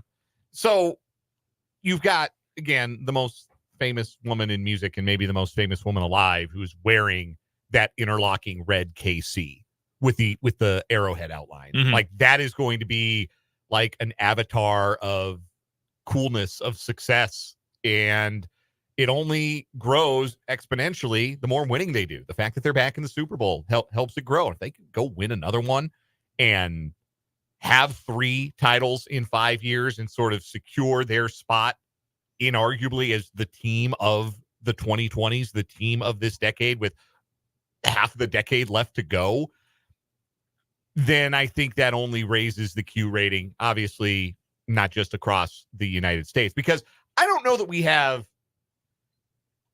this is a broader discussion point, but it doesn't feel like we have a monoculture the way we used to have, where we all watch the same entertainment. Mhm. We're all talking about the same stuff. There's not like the TV show that everybody watches or the movie that everybody goes to see Mhm. as much as it feels like there used to be. We don't have like Sure. what they would call the monoculture because there's so many different options for you now. Mhm. But the Chiefs being the best team in the NFL and the growth of the NFL globally means that, like, as close to global monoculture as we have anymore, the Chiefs are going to enter that conversation.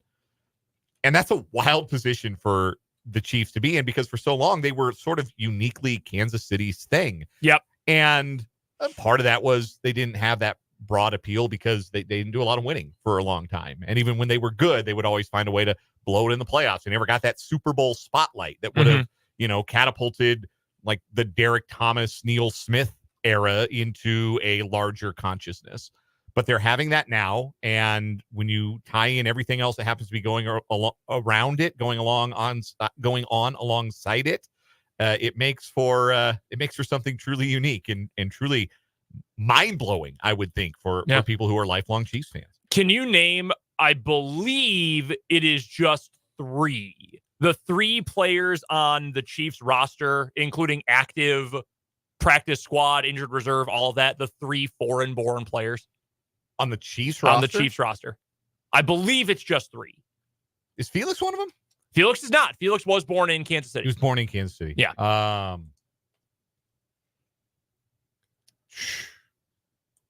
Omenihu? Not Charles Omenihu. I'll double check on that. I don't believe Charles was. One of them is, if you're guessing Omenihu, one of these should be a pretty easy guess from there. They play the same position. Nadi? No, not Derek Nadi. Dana? George. George Karlaftis. Yeah, He was born in Greece. Yeah. I'm running through them in my head. The other 2, Prince Tega Wanogo. Okay. He was born in Nigeria, and the same for Chukwuemeka Godric, but he's part of the International Pathway Program, which is exclusively international players. Gonna bring that up. Like, the NFL has made a shift towards making the availability for players to actually have a shot by making them a free spot on each practice squad. They can be developed. Yeah. Because obviously you're going to play some similar sports that do something. Obviously most sports have running and things like that, but right.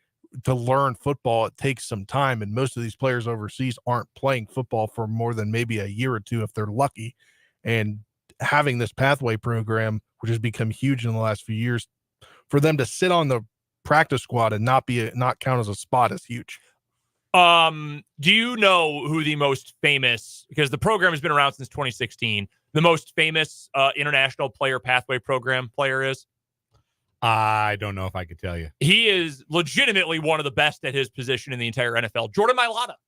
Oh, because he never played college football. He was a professional rugby player. He was an NRL player in Australia, and he wanted to try it out, and he's legitimately awesome.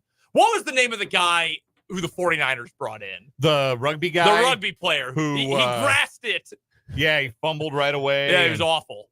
Oh, yeah, he was all this talk that he was going to be huge. Jared Hayne. Yeah. That's what it was. There was so much hype for him. I think, he's one of the best players in, I think it was rugby 7s or rugby 11s, whatever it was. He was 7s, yeah. 7s, yeah. And then he was terrible. It is really hard to play football. Really, really hard to play American football. We've got One Gotta Go coming up next, and then later on this hour, we're going to hear from Andy Reid. That's coming up here on 580 Sports Talk.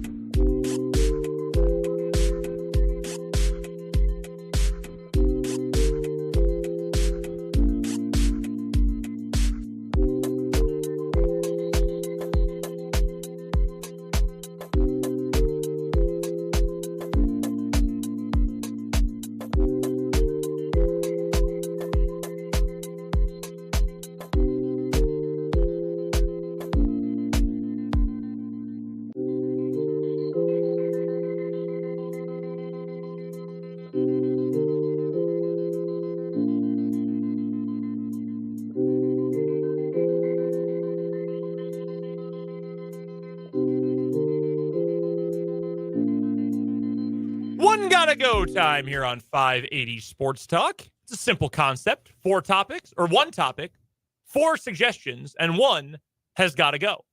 I am going to go with Super Bowl halftime shows for my One Gotta Go today. I'm going to give you, I want to go with the last 4 that we did or that we had. No, because the last 4 is too easy. Let's go. All right, I'm just going to do 3 of the last 4. So only 3 this time. Rihanna, Dr. Dre, Snoop Dogg, Eminem, Mary J. Blige, Kendrick Lamar, or Shakira and J-Lo. One's got to go. I'm taking the weekend out. I don't think anyone wants to keep the weekend. That was that was the COVID one, and it was really weird. And yeah, they put it outside of the I don't think most of it was on the field. I don't count that. He was running through that room with all the mirrors and lights. Then was he on the pirate ship? I think he was on the pirate ship. Yeah, he was on the pirate ship. Yeah, that halftime show just made me realize I don't do enough drugs. Something the weekend has never said. No, not. What's I can't feel my face about? Anyway, but I love it. Man, that's tough. Because I don't know. I guess I gotta say, like, I enjoyed Shakira and J-Lo quite a bit. but is that so? Yeah, I did. I enjoyed it a lot. But Rihanna's show had better songs, and the salute to West Coast hip hop, or the salute to all kinds of hip hop, really, because they had Eminem out there. He's from Detroit. That was very much like the first halftime show that I felt was like marketed explicitly to me and my generation, my cohort. So yeah, I'm gonna have to say Shakira and J-Lo got to go. Spencer. Low effort performance from Rihanna, but she had an excuse. Yeah. Can you remind me of the other?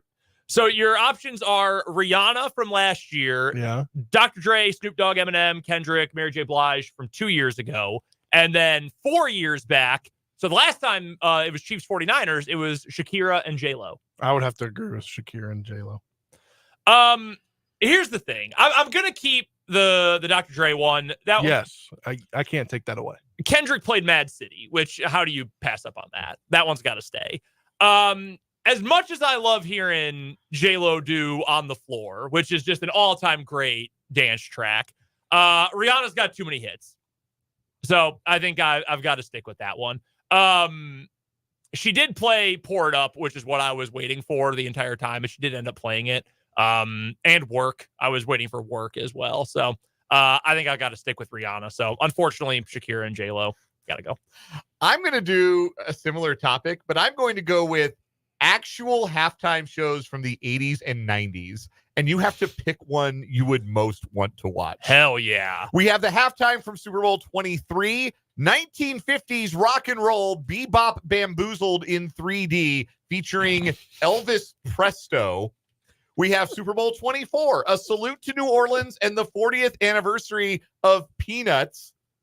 Hell yeah. We have Super Bowl 27, Rockin' Country Sunday, featuring Clint Black, Tanya Tucker, Travis Tritt, and the Judds. I believe that was 28, actually. Okay, that was 28. And we have Super Bowl 31, the Blues Brothers Bash, with the Blues Brothers, ZZ Top, James Brown, and others. Those four, you have to pick one. I have to pick one? You okay. have to pick one. So, I mean, Rockin' Country Sunday is not terrible. You got Winona Judd. Now, I don't think of No One Else on Earth as a great football song, but she did play that song. The set list, Clint Black did Tuckered Out. Tanya Tucker did It's a Little Too Late. Travis Tritt did Trouble. Winona did No One Else on Earth. And then the Judds did Love Can Build a Bridge. I mean, that's not terrible. I can live with that. I love Peanuts. I'm a big fan of the Peanuts gang. I gotta dump the freaking Bebop Bamboozle in 3D. What is that, man? I don't need Elvis impersonators. Elvis Presto. Yeah, why did they think it was a good idea to have an Elvis impersonator? In Miami. It's not like it was Vegas. It was Miami. Elvis Presto. Yeah, I'm dumping that one. I'm keeping the Blues Brothers. That one's got to stay. That one also New Orleans. Like, I guess the Blues, technically, but that's a Chicago thing, the Blues Brothers. Yeah, I'm dumping 50s bebop or whatever. Yeah. Bebop Bamboozle. I'm there with them. I have no interest in seeing that. Yeah, like if I can only keep one, I'm keeping the Salute to New Orleans because you got some good like marching band stuff. And sure. The anniversary of Peanuts because I love Snoopy. Yeah, Peanuts are great. Next time they go to New Orleans for the Super Bowl, they should have Trombone Shorty play. Trombone Shorty rules. It's amazing that we didn't get the Usher halftime in the Atlanta Super Bowl. Like they had the Super Bowl in Atlanta, Super Bowl 53, and that was the year we got Maroon 5. Like what? Maroon 5? You gave us a tribute to hip hop in California, and it was great. But 3 years before that, you gave us Maroon 5 in Atlanta? That should have been the Usher halftime. Hey, the next time they're in New Orleans is next year. Oh, get Trombone Shorty out there. By the way, low key, it was a really good one. Well, I just remembered what Super Bowl it was from, but Katy Perry. Katy Perry was awesome. We do not need to talk about the rest of that. Shout out to Left Shark. Yeah, Left Shark. Missy Elliott showed up. Yeah. Lenny Kravitz was there. Yeah, Katy Perry one ruled. Was she the one who jumped off of? No, that was no, that was Lady Gaga. That was right? Lady Gaga, yeah, who caught a football jumping off stage at the end. That was awesome. Underrated Super Bowl halftime show. I liked the Coldplay one. See, okay, here's a hot take. Well, I don't know how hot this take is in the year 2024. I hate Coldplay. I hate them so much. Why? Clock. Shut up, God. Stop whining. That is not how that song goes. If I hear Speed of Sound one more time, I'm going to commit a crime. They didn't even do Speed of Sound, did they? No, they didn't do Speed of Sound. No, well, good. On principle, I hate Coldplay. He turned clocks into LMFAO shots. Clocks. Oh, man. No, I can't. I do have this.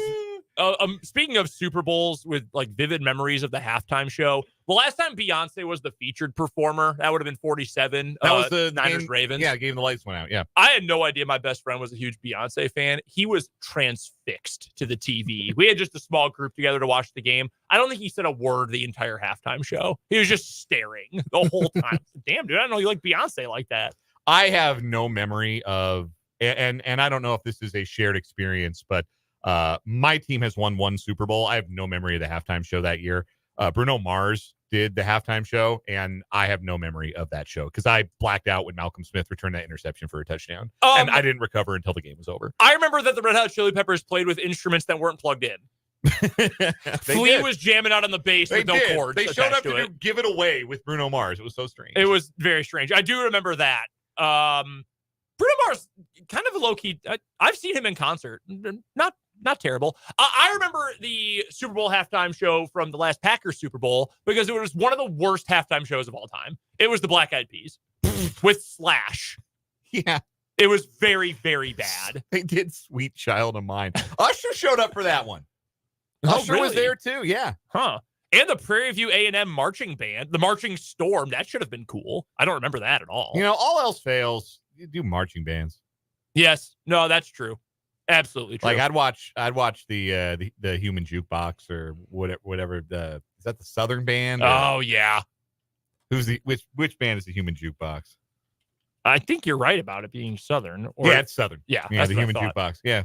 All right, Spencer, do you have a one got to go for us? Yes, I do, and it's the end of Spencer's Super Bowl foods. All right. Yes, the end of the trilogy. The end of the trilogy, and this trilogy is main courses. Okay. You can only have one of these main courses at your Super Bowl party.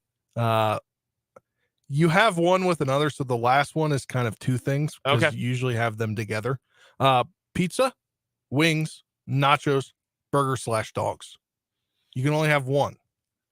I think of burgers and dogs more as like summer or fall foods than like winter foods. So I'll eliminate them. What was the third option? Nachos. So it was nachos, pizza, burgers and dogs, and wings. I'm gonna go wings. Yeah, I'm going wings. Me too. I think we're all in consensus on wings. I'm a wing because I'll sit guy. there and I'll eat like 20 wings. Yes. Oh yeah. Like you know, 2 slices of pizza I might call it good, but I'll eat 3 pounds of wings. I don't care. I'm doing the wings. Here's another one. One final food take for you. Nachos, not my thing.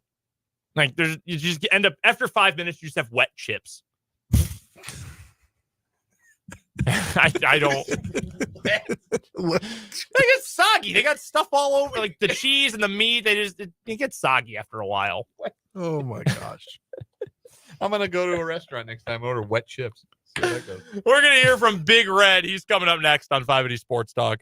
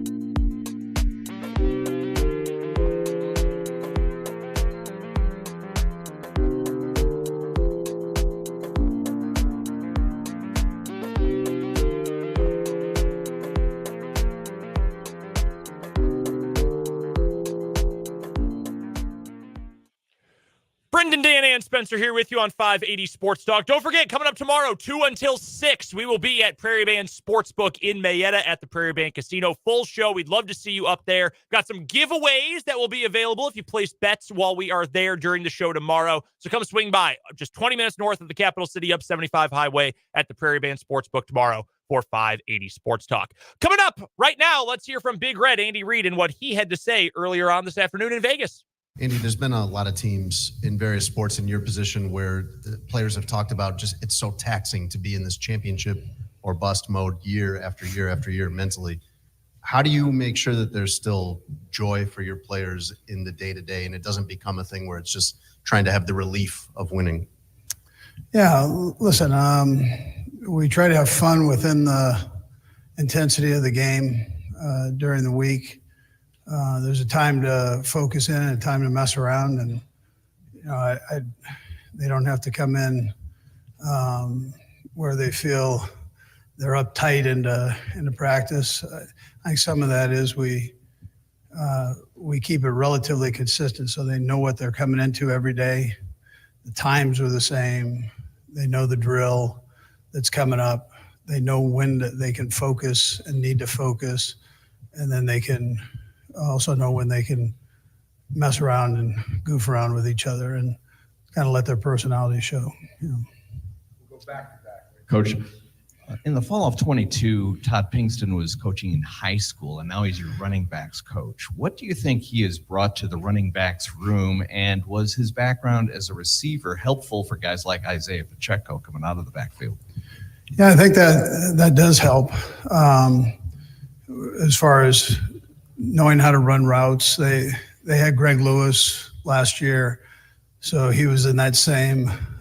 He kind of came up through that same way. Todd and Greg were different personality-wise, but their fundamentals were the same, and I think that's healthy for the running backs. Porter Ellett also works in there with Todd. And so he can kind of carry over some of the things that we had last year, and we're doing there with EB's influence and, Greg's. So I think all of that helped Todd. However, Todd came with, he's always been, and I saw this when he was a player, he was willing to teach the young guys that were coming up below him, the wide receiver position. And he just had a good way about him with that. And I always thought, man, he'd be like a really good football coach if he ever chose to go that route. And then he did at the high school level. He's got a son that's a phenomenal player that's coming up through, going to college here, I believe next year. Anyways, he's a good teacher. Yeah. And he's staying on the topic of assistant coaches and moving up through the ranks. How much is being in the Super Bowl year after year affected this? Just coaches not being able to do that on your staff. Say that one more time. Well, just that was, with your season going so long. Yeah. How much is that a circumstance of coaches not being able to move up and out? Yeah. So. I want to give them all an opportunity to continue to grow, whether it's on our staff or somewhere else. So sometimes when the season does go a little bit longer like this, the other spots get filled up on other teams, which allows us to have continuity. And continuity is great. I mean, it's great for me, but from a selfish standpoint and for the team. But at the same time, I like to promote guys to have an opportunity to do this thing. Sometimes this coaching can be short-lived in one spot. It's sometimes short-lived in the National Football League. So if you have an opportunity to move up, I think that's a positive thing. Coach Reid, Patrick Mahomes up for Man of the Year. What do you see from a guy who's able to do so much in the Kansas City community, family man, do the commercials, lead a team to the Super Bowl, and do it all with a passion? Yeah, he'd have my vote. He's a great one that way. Always willing to give back time. I mean, there's only so much time in a day. He's going to exhaust that. He's great with kids. He's great with his own kids. He's great with kids, period. And he's a good dad and husband. So that makes him a pretty good man. Coach, Contessa Brewer with CNBC. Nice to see you. Yes.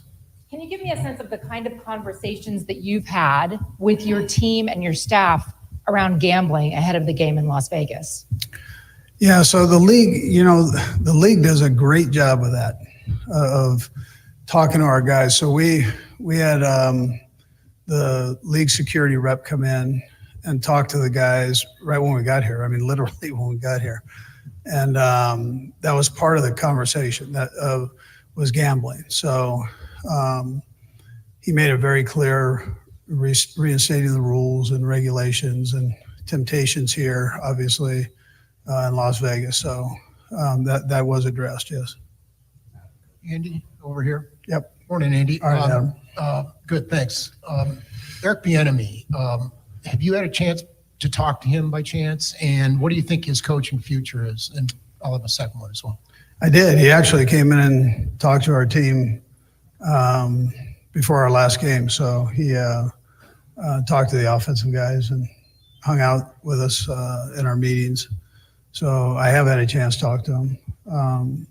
And he's still up for a couple jobs. Yeah. What do you think his future is in coaching? And would there be a spot on your staff if it doesn't work out for him somewhere else? Yeah, I can't answer the last part because I have no spot right now. But I would tell you, I think his coaching future is great. I mean, I'm obviously a big fan of his, and I know the things that he can do. Hey, Andy, Steve White's over here a little bit to your left. All right, Steve, there you are. How's it Nice. going? Nice, good. Hey, playing a team like San Francisco that does so much out of the slot in that area defensively, what does Trent McDuffie add to the defense to be able to kind of combat some of the things that they like to do? Yeah, so the 49ers have an offense that has a lot of talent, a lot of guys that can do a lot of things. And so you need flexibility within your secondary linebacker positions. Trent gives us that. He can play the inside slot position. He can really play anywhere in the secondary. I mean, whether it's safety, corner. I mean, he is one of our starting corners, but he moves all over the place. He can match up guys. So he's special that way. Yeah. Andy, could you tell us a little bit about why screen passes play such a vital role in your offense and what the qualities are in your personnel that make it effective?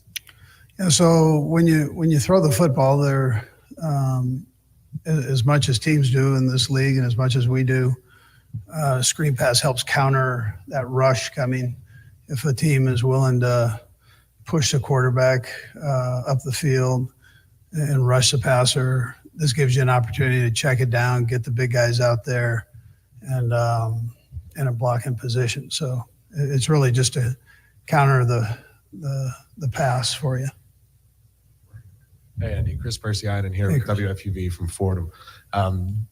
You guys had your chairman and CEO, Clark Hunt, go on Good Morning Football this morning, and he talked about how he had some conversations with you this season. You said we're just a play or two away from turning this thing around, and he singled you out as kind of being the most optimistic, the most bullish on this group. What did you see in this group that made you so confident? Yeah, well, I felt that way. We had some drops, and that's really where it was related. And we were getting better, but we were a play away. And for that catch, and it seemed like it came down to that catch 3 or 4 games. And it was, in some cases, it was guys that I'd seen make the play before that weren't doing it at that particular time, but I know they had the potential to make it. So those guys ended up picking it up, doing well here, this stretch here. And then we had a young guy, Rice, who Rasheed game was getting better every week. And that's such a key ingredient when you have a Kelce on the other side, that inside slot receiver. And so he kept getting better and better and better as we went along. And then he started making the play. And so he had that group of receivers making the play, and then Rasheed picking things up as a rookie rapidly. So it all worked out well, that way. Hi, Andy. Hi. Yaco. Can you touch base on the importance of the initials NKH on the players' jerseys and the legacy that Norma Hunt leaves behind? Yeah, she leaves a great legacy behind. I think this might be the first Super Bowl that she hasn't been here. Just that in itself is pretty spectacular. But her heart was the biggest thing. Great person. Good morning, Coach Reid. Dennis Freeman, newsforusonline.com. Coach, when you is there somebody that when you see Isaiah Pacheco run, is there somebody another running back in the past that he reminds you of? Yeah, he's a violent runner. I hate even mentioning this because he was a 49er, but Roger Craig was a violent runner. He was coming at you with knees, elbows, hips, everything coming at you at one time.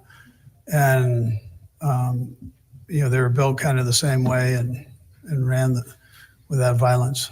Yeah. Andy in the back here, Aaron Ladd, KSHB 41. I know you're back there. Somewhere. Yeah, over here. There we go. All right. There we go. What did you all see from Nick Bolton when you drafted him? He had an up and down year this year with the injuries. What did you see from him this year development-wise? Yeah, so Nick is kind of the key to that defense. He's stuck right there in the middle, so he's got to be the transmitter between the back end, the secondary, and the front end, the defensive line. He's able to communicate to both and do it accurately, which becomes important. And then he's really a great tackler. So you put that into the instinct category. He's got great instincts, and he's not the biggest guy, not the fastest guy, but he takes great angles to the ball. That's Andy Reid. That's what the head coach of the Chiefs had to say at his press conference. A lot more normal line of questioning for the head coach than for like Patrick Mahomes, where he's being asked about his lowest moment. A little bit more straightforward for Andy Reid, which I'm sure Big Red appreciates a great deal. We are halfway home on this edition of 580 Sports Talk. Half the show left. It's a two-man game the rest of the way. Brendan Dworzinski's headed to Lee Arena for Washburn basketball. So it'll be myself and Spencer Dupuis with you the rest of the way. We are convening a meeting of the Kadarius Toney fan club to start the 4 o'clock hour. We will also do What Is Wrong With You and speak with Tim Fitzgerald of GoPowerCat.com. Plus, lots more great stuff to come on the show. We appreciate you hanging out with us on this Wednesday afternoon here on this edition of 580 Sports Talk on WIBW.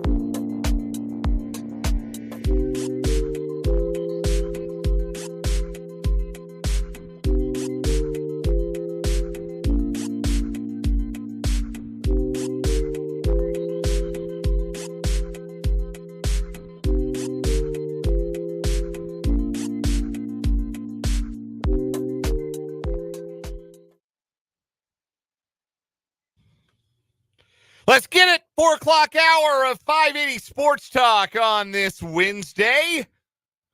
Dan Lucero and Spencer Dupuis left hanging out with you on this hump day afternoon. Brendan Dworzinski's off to Lee Arena for Washburn basketball.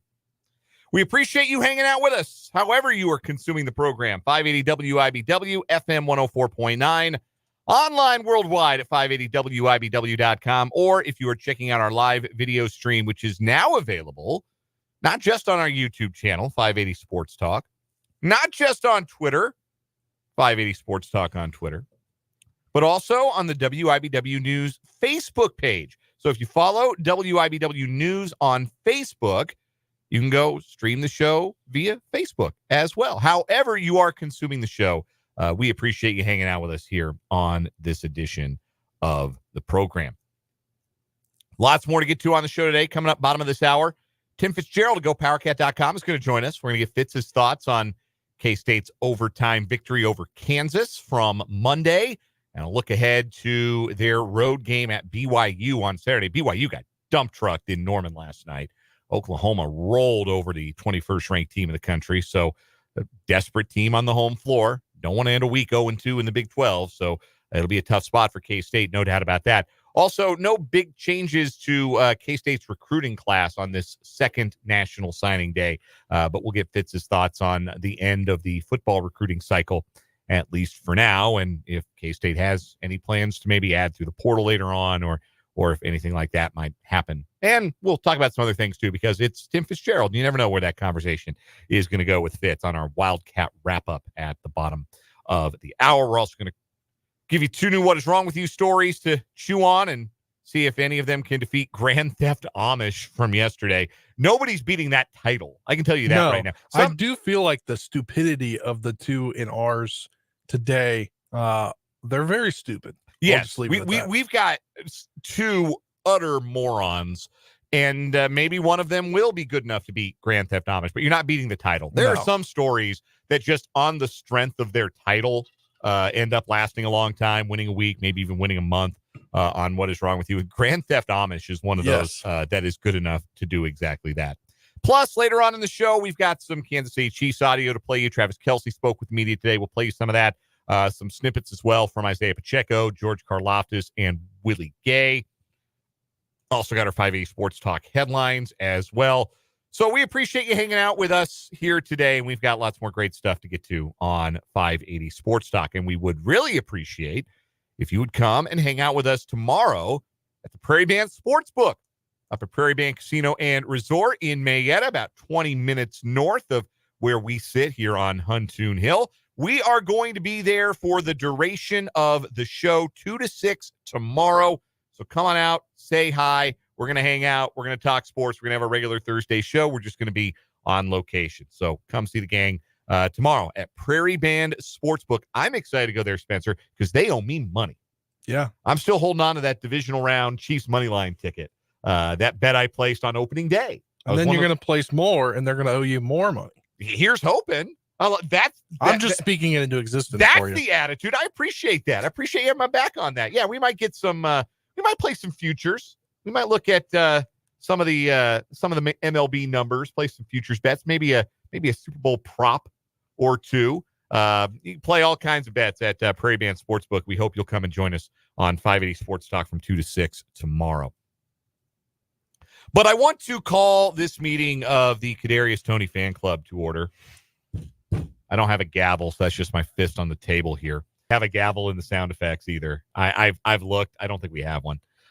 You can dig, but I don't think we have a gavel sound effect, unfortunately. Anyway, this meeting of the Kadarius Toney fan club with all members present and accounted for, Dan Lucero and Spencer Dupuis, is now called to order. Spencer, since our last meeting, what have we missed? We got to go through the minutes. Oh, we missed a lot, haven't we? When was our last meeting? Last meeting of the Toney fan club, I think, was right before the AFC Championship game.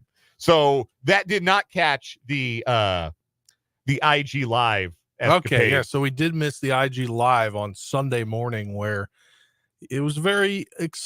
Well, we talked about it on the air, though. Yeah, it was explicit, but we did talk about it on the air. The official stance of the Kadarius Toney fan club is that we disavow those remarks, and we censure Kadarius Toney for having made them. That was not a very smart. Yes, but then he decided idea. to come out and say that they were not directed towards the Chiefs. They were directed towards the Giants. Right. So they have the Chiefs have let Kadarius Toney talk to the media. I don't think you can hide players from the media. So I don't think they could tell him, hey, Kadarius, like, I don't know. They gave him the wrong location for media day. Say, yeah, it's at the Tropicana. And he shows up. Wait, there's nobody. They're tearing this hotel down. There's nothing here. While media day goes on at Allegiant Stadium or wherever it has been. Hey, they can't do that. That's not allowed. You have to have everybody present accounted for. So they can't hide Kadarius Toney. And he's been out there in practice. And public comments from the likes of Andy Reid have suggested that they are willing to let bygones be bygones here. And that there is a chance that Toney might be one of the active 46 players for Super Bowl 58. And if indeed he is, because the Chiefs are planning to dress 6 wide receivers, we know this. Dave Toub has laid this out. That there is a chance that Toney might be involved as the punt returner, which Richie James has done a fine job, but Richie James is not Kadarius Toney. This is the thing. This is the tragedy is too strong a word, but this is the disappointment of Kadarius Toney. As Spencer Hall of the Shutdown Fullcast and Every Day Should Be Saturday, EDSBS on Twitter, put it on his podcast this week, he might be, Kadarius Toney, the most dangerous open field player in the National Football League, but you have to put the ball in tee for him. It's like if you've got light tower power in baseball, but unless it's a fastball down the middle or it's on a tee, you can't get to it. Yeah. Like there is the reason that the Kadarius Toney fan club exists is because you and I, Spencer, are believers in that rare ability that Toney has to change a game if he gets the ball in space. With his speed, with his agility, with his vision, if he gets the ball in space, he is capable of breaking big plays. The problem has been getting him the ball in that space because sometimes that space is down the field. And you can't just walk up and hand it to him 10 yards down the field. You got to throw it to him, and then he's got to catch it. And we all know that has been a little difficult for our guy, Kadarius Toney, this year. But here's why I think that if Kadarius Toney plays on Sunday, he or a player like him is going to have a chance to have a major impact on this game. If you are watching on the YouTube stream, whether that's on, again, YouTube, 580 Sports Talk on YouTube. We're on Twitter. If you log in to Twitter and you go find us on Twitter at 580 Sports Talk, we're streaming live there as well. We're streaming on Facebook right now on the WIBW News Facebook page. I'm going to give some of you a couple of seconds here to get over to the video stream if you have the ability to do so. Like, don't pull over on I-70 and dial up YouTube. We do have another fan. Don't do that. Yeah, our guy Mark. So it's a 3-member. It's a 3-member fan club meeting. That's perfect. Mark, you were supposed to bring the beverages, man. That was Spencer cookies, and I just bring myself and my gavel. No, I brought the Reese's. You did. You brought the Reese's. That was clutch. I just bring myself and the gavel as the president of the fan club, apparently self-appointed president. Well, I'm gonna give you folks a couple of minutes if you want to get to the video stream because I've got 3 screenshots that are going to illustrate, and I will explain them for those who are only able to listen and not able to see the visual aids.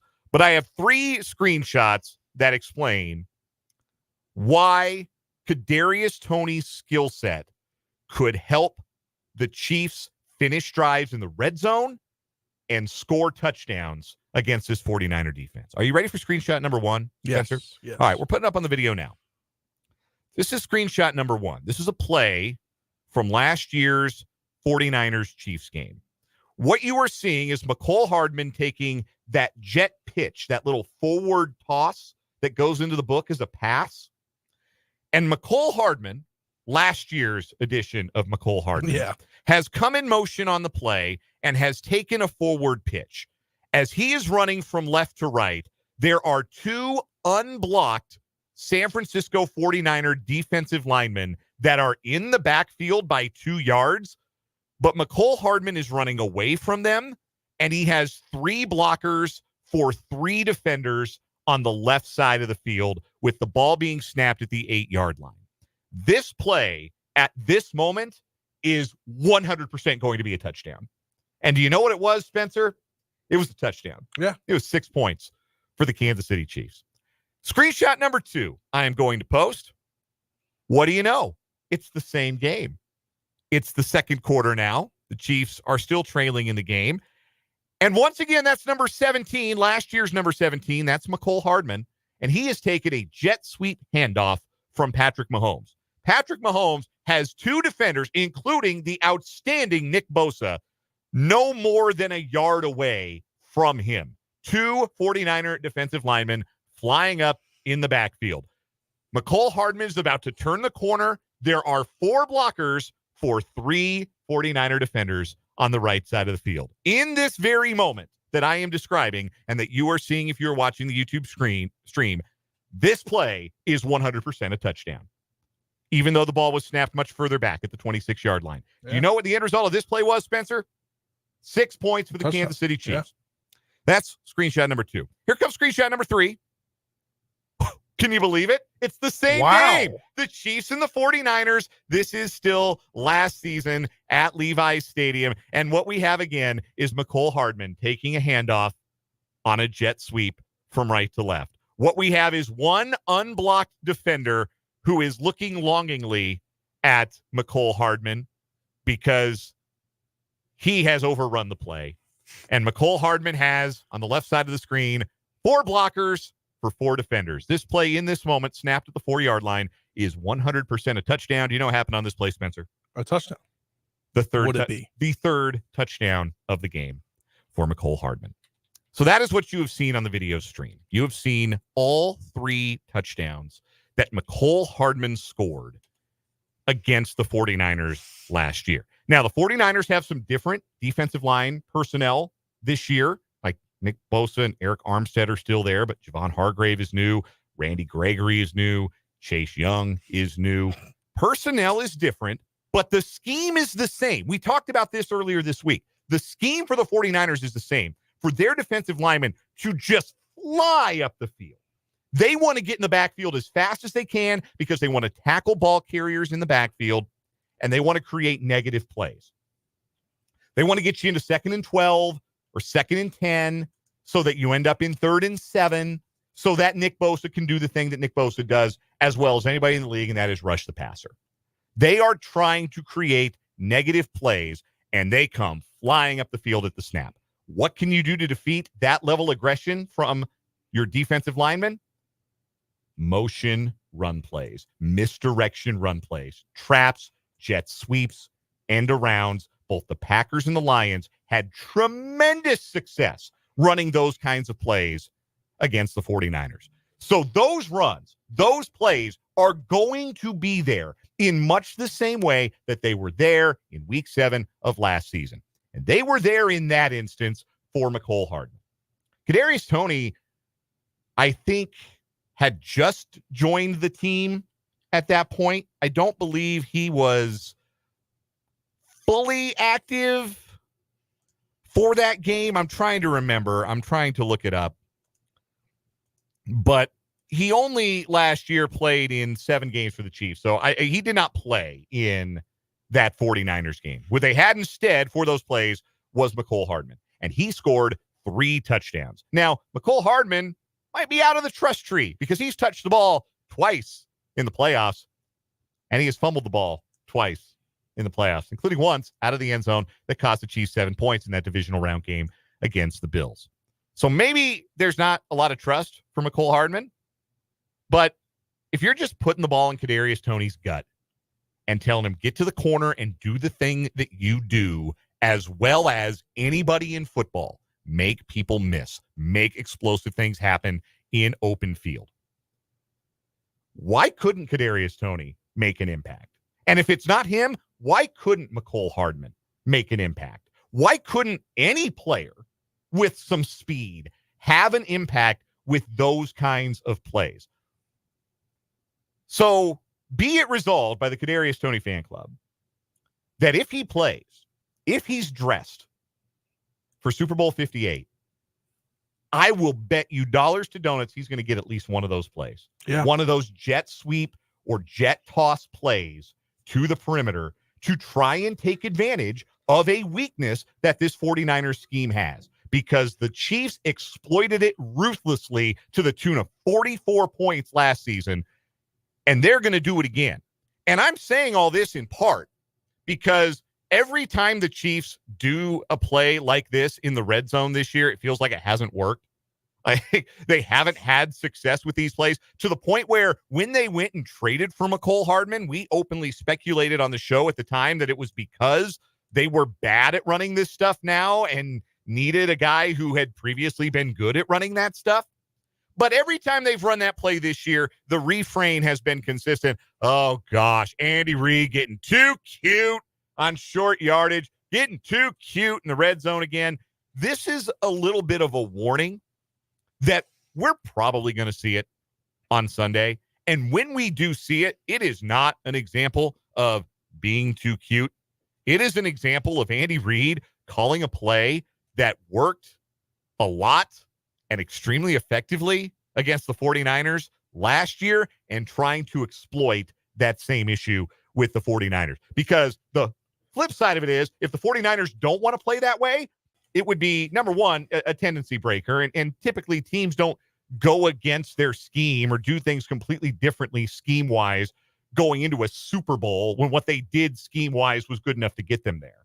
But if you get that front thinking, well, we can't be as aggressive, we can't come as upfield as fast, we have to hold our water, we have to make sure that motion man doesn't have the ball, that we're not coming too far upfield so we don't get caught. What does that let you do? It lets you run the ball with power, which Chiefs have been effective with, and it gives Patrick Mahomes a ton of time to throw the ball, because this is not a great pass rushing 49er team. They've got big names, but really outside of Nick Bosa, they've not been great at rushing the passer this year. Yeah. So keeping the defensive line in check for the 49ers is going to be hugely important to the Chiefs' offensive success. And one way you can do that is the threat on the perimeter of our guy, our boy, Kadarius Toney. If he plays on Sunday, I think he's going to make an impact. I really do. I don't think it's that far-fetched. I would agree with you. I just think that's a fascinating element of the matchup as well, that the Chiefs have something in the quiver that they haven't done a ton since about midway through the season. They got away from a lot of that stuff and said, hey, that's not how we're really good at running the ball.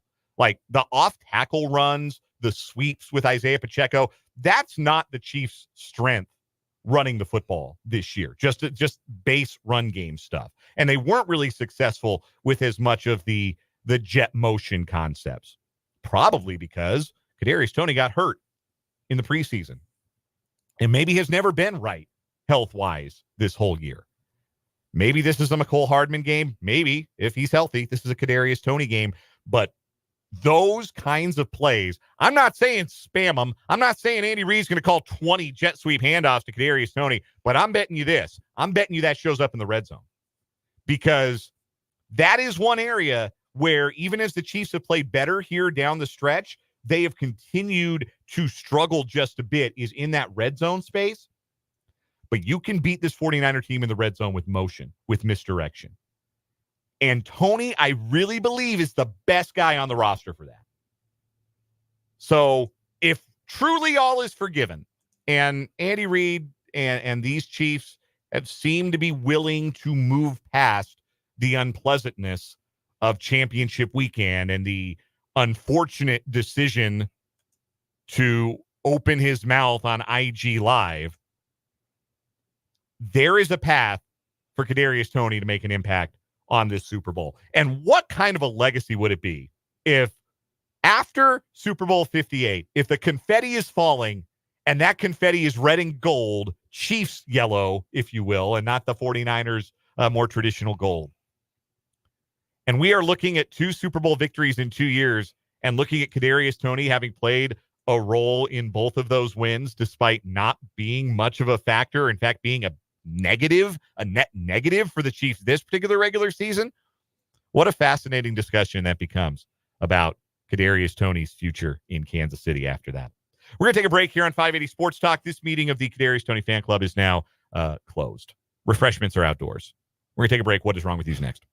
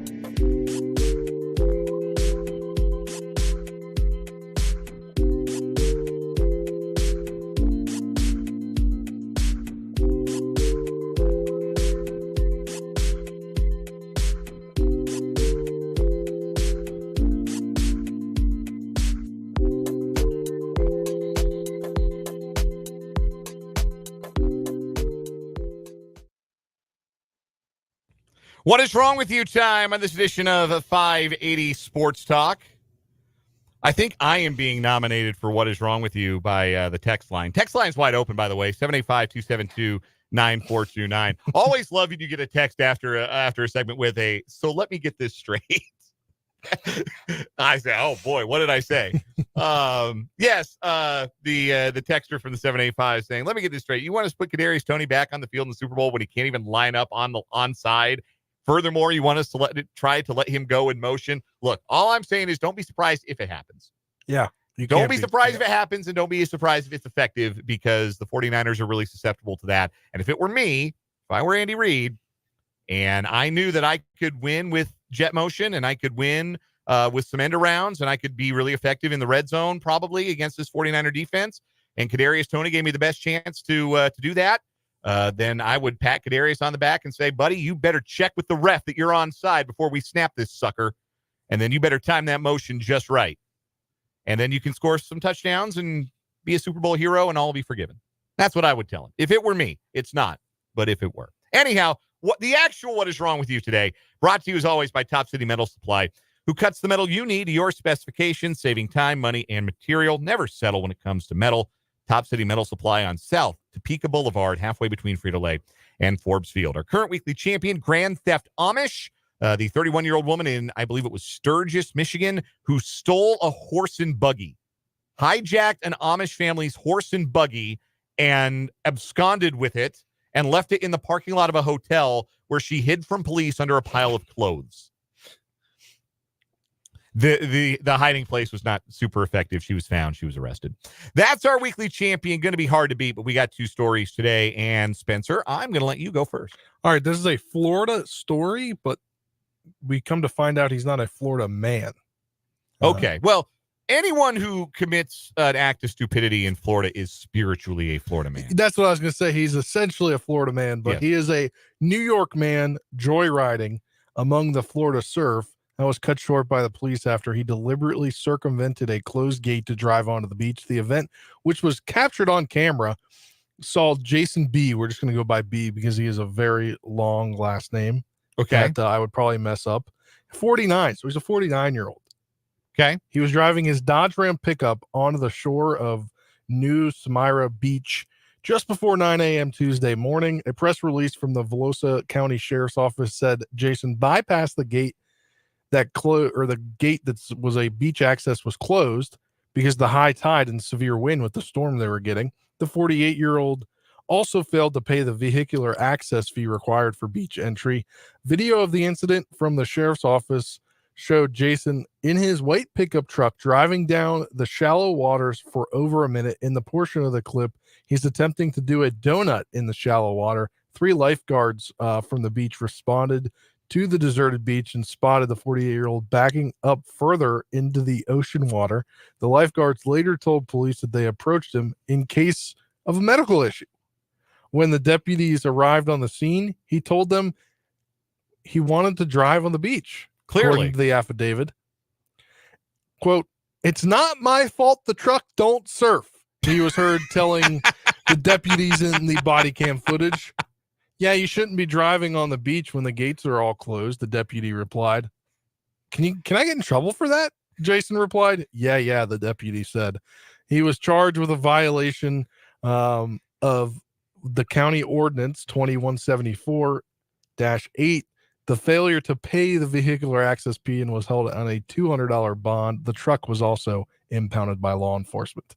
I bet it was. I mean, he probably shouldn't own that truck after this story, because I mean, I was watching the video and it's like the water's probably ruined his engine. We got a picture that we're going to put up on the YouTube stream. Yeah, he's just like he's trying to film a commercial for something. Yeah, like he's definitely damaging his engine. Yeah, he just voided his warranty. It's one thing to drive on the beach, because typically like the beach is like sand. Like you want to drive on the sand? Yeah, cool. Go with it. Follow your heart. Yeah, he was driving like in the water, and then to hit the cops with, "It ain't my fault the truck don't surf." What a quote. Unbelievable. What a dope. Yeah. By the way, that's a very Polish last name. Brendan would have given us a proper pronunciation. Yeah. Brendan would have helped us out. But Jason B is going to have to suffice without the help of our Polish pal. Anyhow, my story today takes us to South Carolina, where police tracked down a man who had kidnapped his on-again, off-again girlfriend. The Georgetown County Sheriff's Office responded to a domestic-related call around 5 a.m. Saturday in Andrews, South Carolina. While en route, the caller said the victim had been taken against her will by 42-year-old Jonathan Perry. The pursuit led police to a nearby gas station and a vehicle in the woods behind the gas station, and nothing turned up. Detectives interviewed the caller, who said earlier in the night around 2 a.m., Perry had showed up at the home with a gun, demanded to know where the victim was. He hit the side of the home, allegedly with an object, shattering a window. He then crashed into the home with his car several times. He returned around 5 a.m. and grabbed the victim, who was outside, and allegedly fled the scene with her. A witness identified Perry as the kidnapper. We'll get back to that identification here in just a second.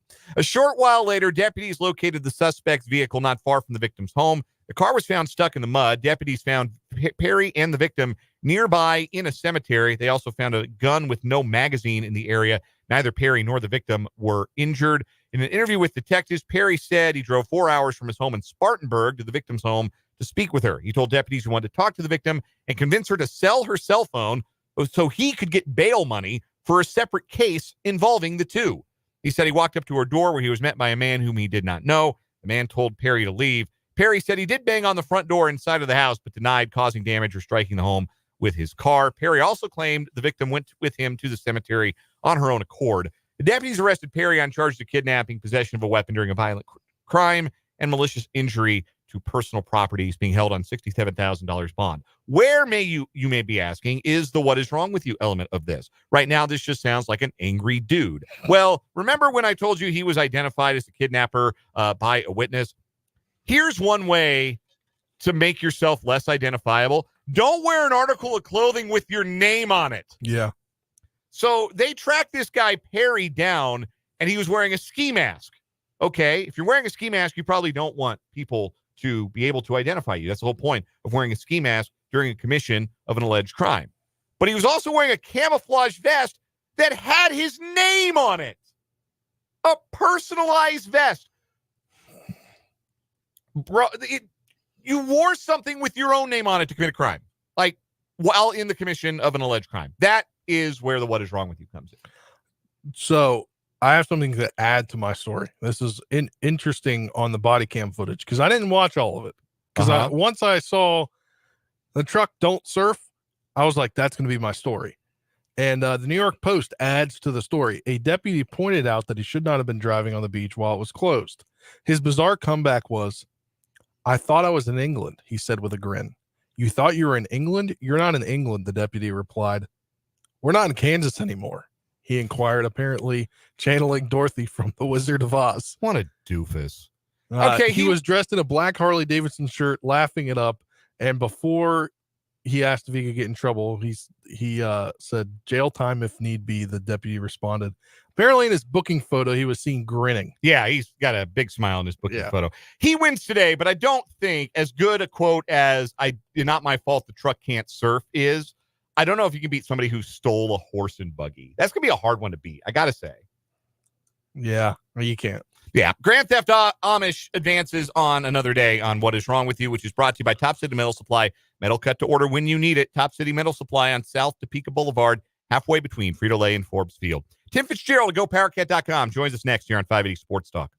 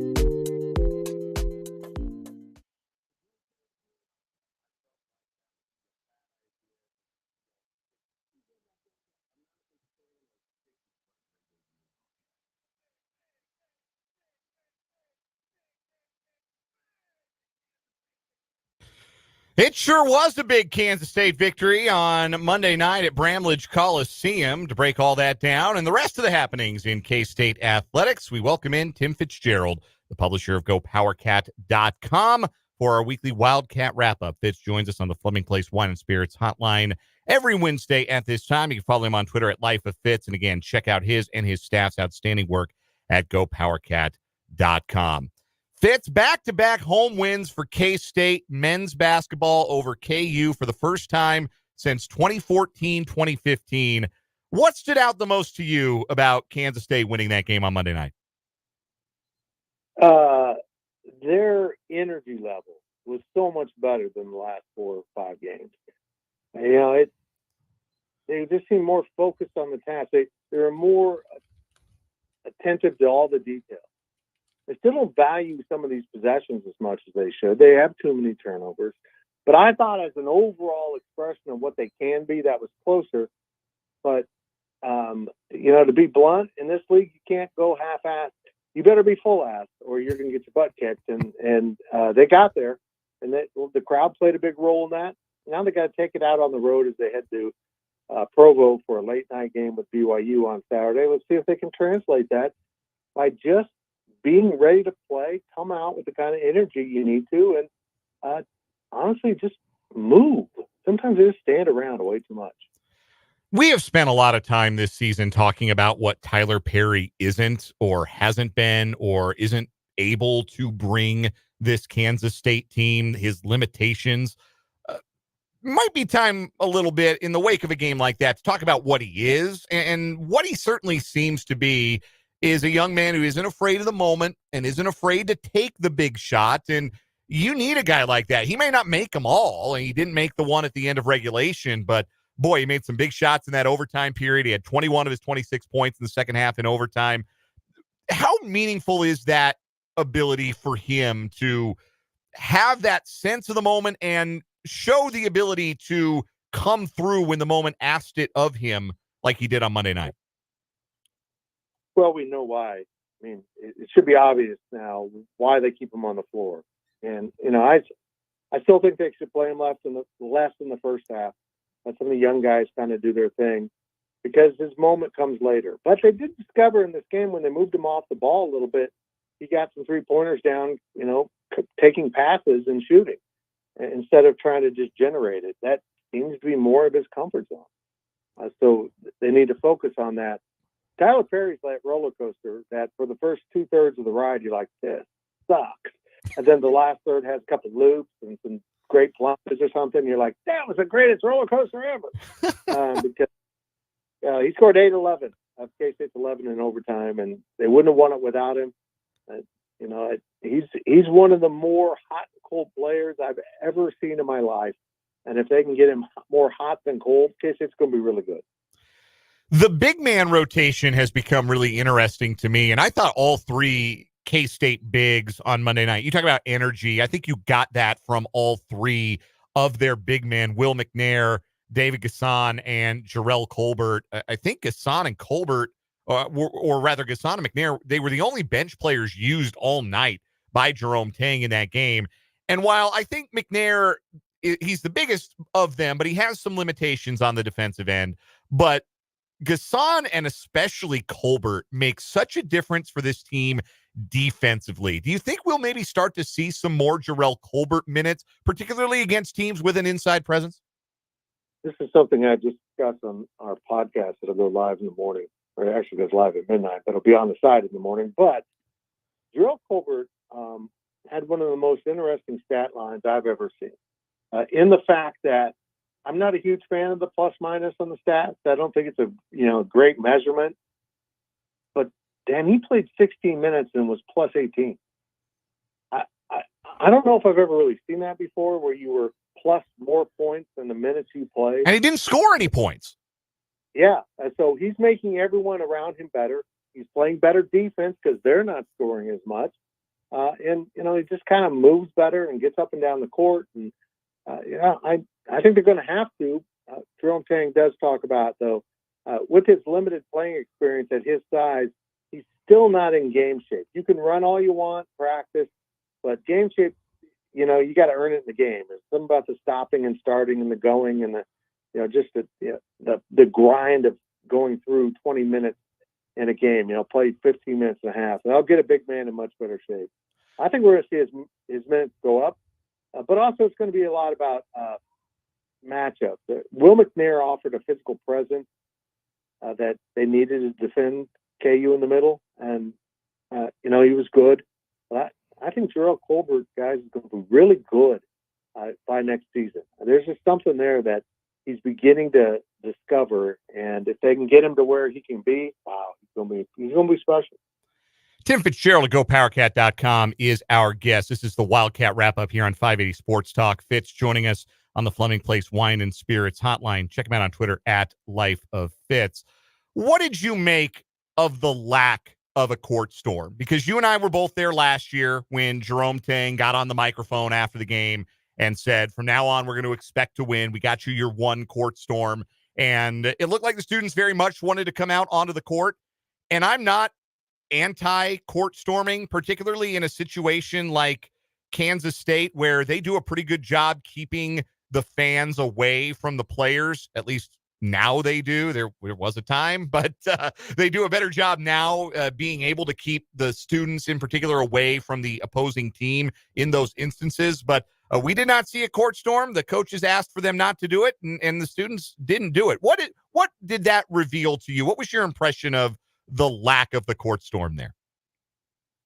I thought it was interesting because, the students were lined up in our aisle, ready to head down. Someone said security did a great job. I don't think that was it. I think the students that had shown up early and were at the front of the rows would be the first ones to storm, remembered what Jerome Tang said. And so they never went over the rope. They never did it. And I thought the quickness with which Jerome Tang got to the students and, the players went over there too. The quickness with which the crowd storming took place by the team alleviated that. It was kind of funny watching all the people in the front. They realized, oh, we're not storming, and they're trying to come up while people are still going down. But I thought it was interesting. I really thought they would because of the nature of that game and how K-State had been playing. BYU is next. It's a trip to Provo coming up on Saturday. BYU just got smoked at Oklahoma last night, so they're going to be coming off of a loss. K-State obviously coming off of a great win. What's your impression of this matchup? This BYU team, they're old and they shoot a lot of threes, and they're really good at shooting threes, but they shoot threes at just a tremendous volume. What is K-State going to have to do to get out of the Marriott Center with a win? They're like that City League team that has, they're like a bunch of doctors and lawyers and white-collar guys, and they'll stick an elbow in your chest, and they do shoot a lot of threes because they're too tired to, do all the work, and they're really good and hard to knock out. They're good. They're really good. They play a little bit different brand of basketball than a lot of the teams in the Big 12, and it becomes a challenge. But I think K-State does a good job of defending the three-point line, so that might work in their favor.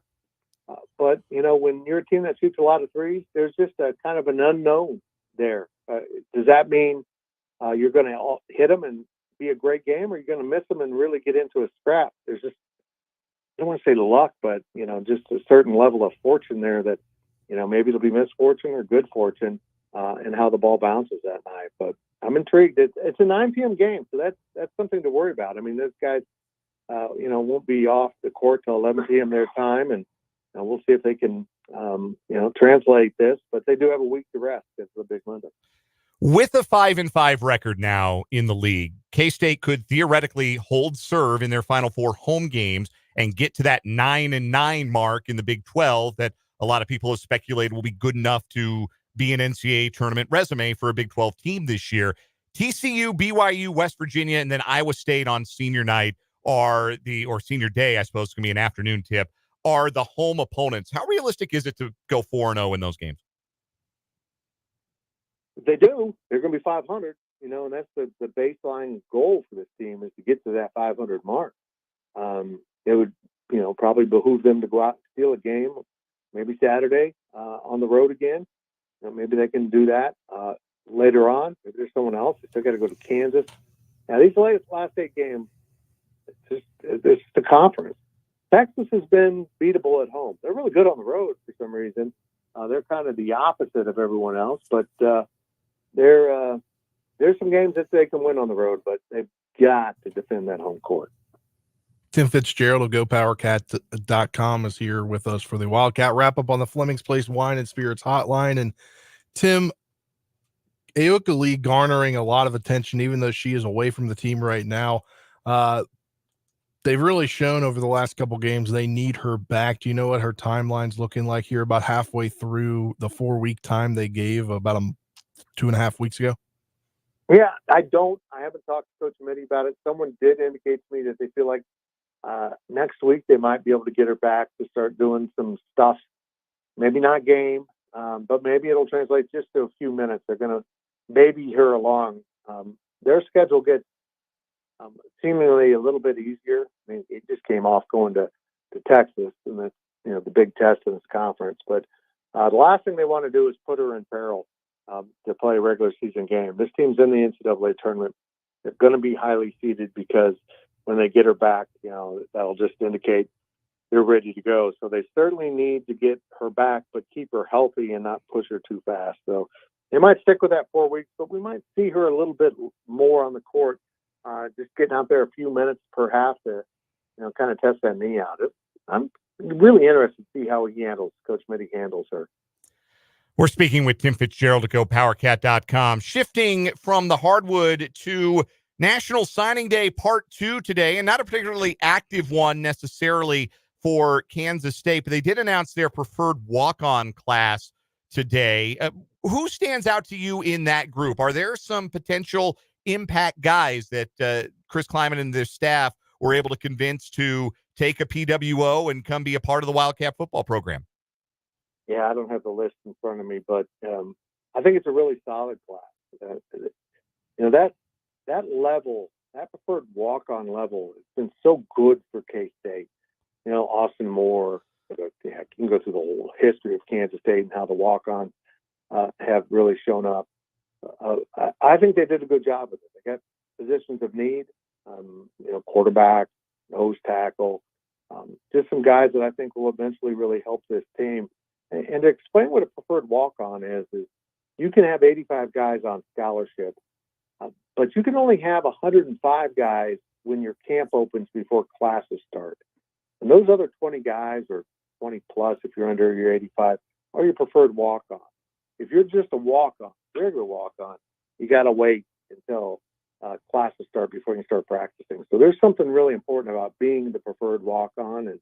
And I continue to be impressed. They find guys that can play at this level to come walk on instead of going to maybe a lower level FCS school or, just going to FCS to play a lot of football. So I think it's impressive K-State continues to get these guys, but they do because it's a great opportunity. Kansas State really gives their walk-ons an opportunity. Are they pretty well done putting together the 2024 roster at this point? I think so. They still got some work to do in that transfer portal. There's no doubt about that. They just need to, continue to find some guys that will help them from the portal. But the biggest thing is I need to check on is where are they at with scholarships. They can't have that many scholarships left because of they had a really small recruiting class that's impacted recruiting ratings. Because they also knew we can't ignore the portal. We have to go get some guys out of the portal. But they're for the most part done. But they'll add some pieces, particularly after spring. Particularly if someone comes in and says, "Okay, I'm buried on the depth chart further than I was." Maybe it's scholarship guy or something. And they transfer out at the end of spring, and then you're back into the portal looking for guys. Last one, Fitz. We got about a minute here. I know some of the coaches spoke with the media earlier this week. I want to get a read on your first impressions of Matt Wells, the newest addition to the staff, former Texas Tech head coach. Obviously, he and Chris Kleiman have a history and are good friends. What's your first impression of him, what he's going to bring to this staff, and what he's going to bring potentially recruiting-wise as well? He's got a lot of energy. He's got a lot of knowledge. So he's going to help Connor Riley in his first year as offensive coordinator. He's going to, he's a veteran quarterback coach, so he's going to help Avery Johnson. And he's going to help Chris Kleiman, too, because he's been a head coach. He's been a successful head coach. Go back to his Utah State years. So the thing that jumped out about me, and I kind of spurred this on because I'm fascinated with the Utah State campus. It's absolutely beautiful, and that's his alma mater and where he coached prior to Tech. But he said there's a lot of interesting comparisons outside of Mountain between Manhattan, Kansas, and Logan, Utah being college towns, so that he and his family feel really at home in Manhattan.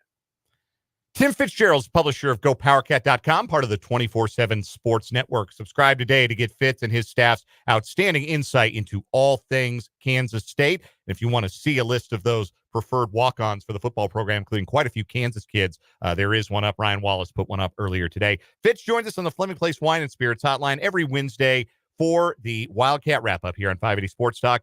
Fitz, appreciate you very much. Enjoy the rest of your week, and we'll talk to you next Wednesday.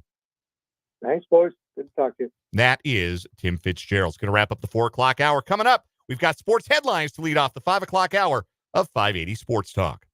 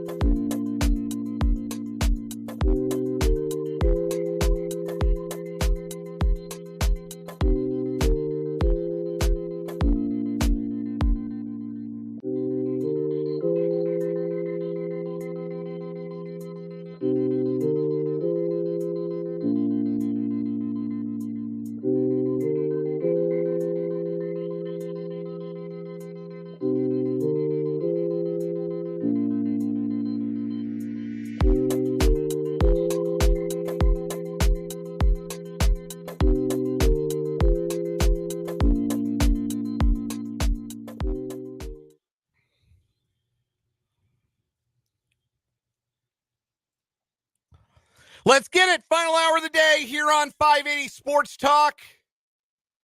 Thanks for being with us. We appreciate you spending your hump day afternoon and evening with us. It's me, Dan Lucero, along with Spencer Dupuis. What up? Just the two of us.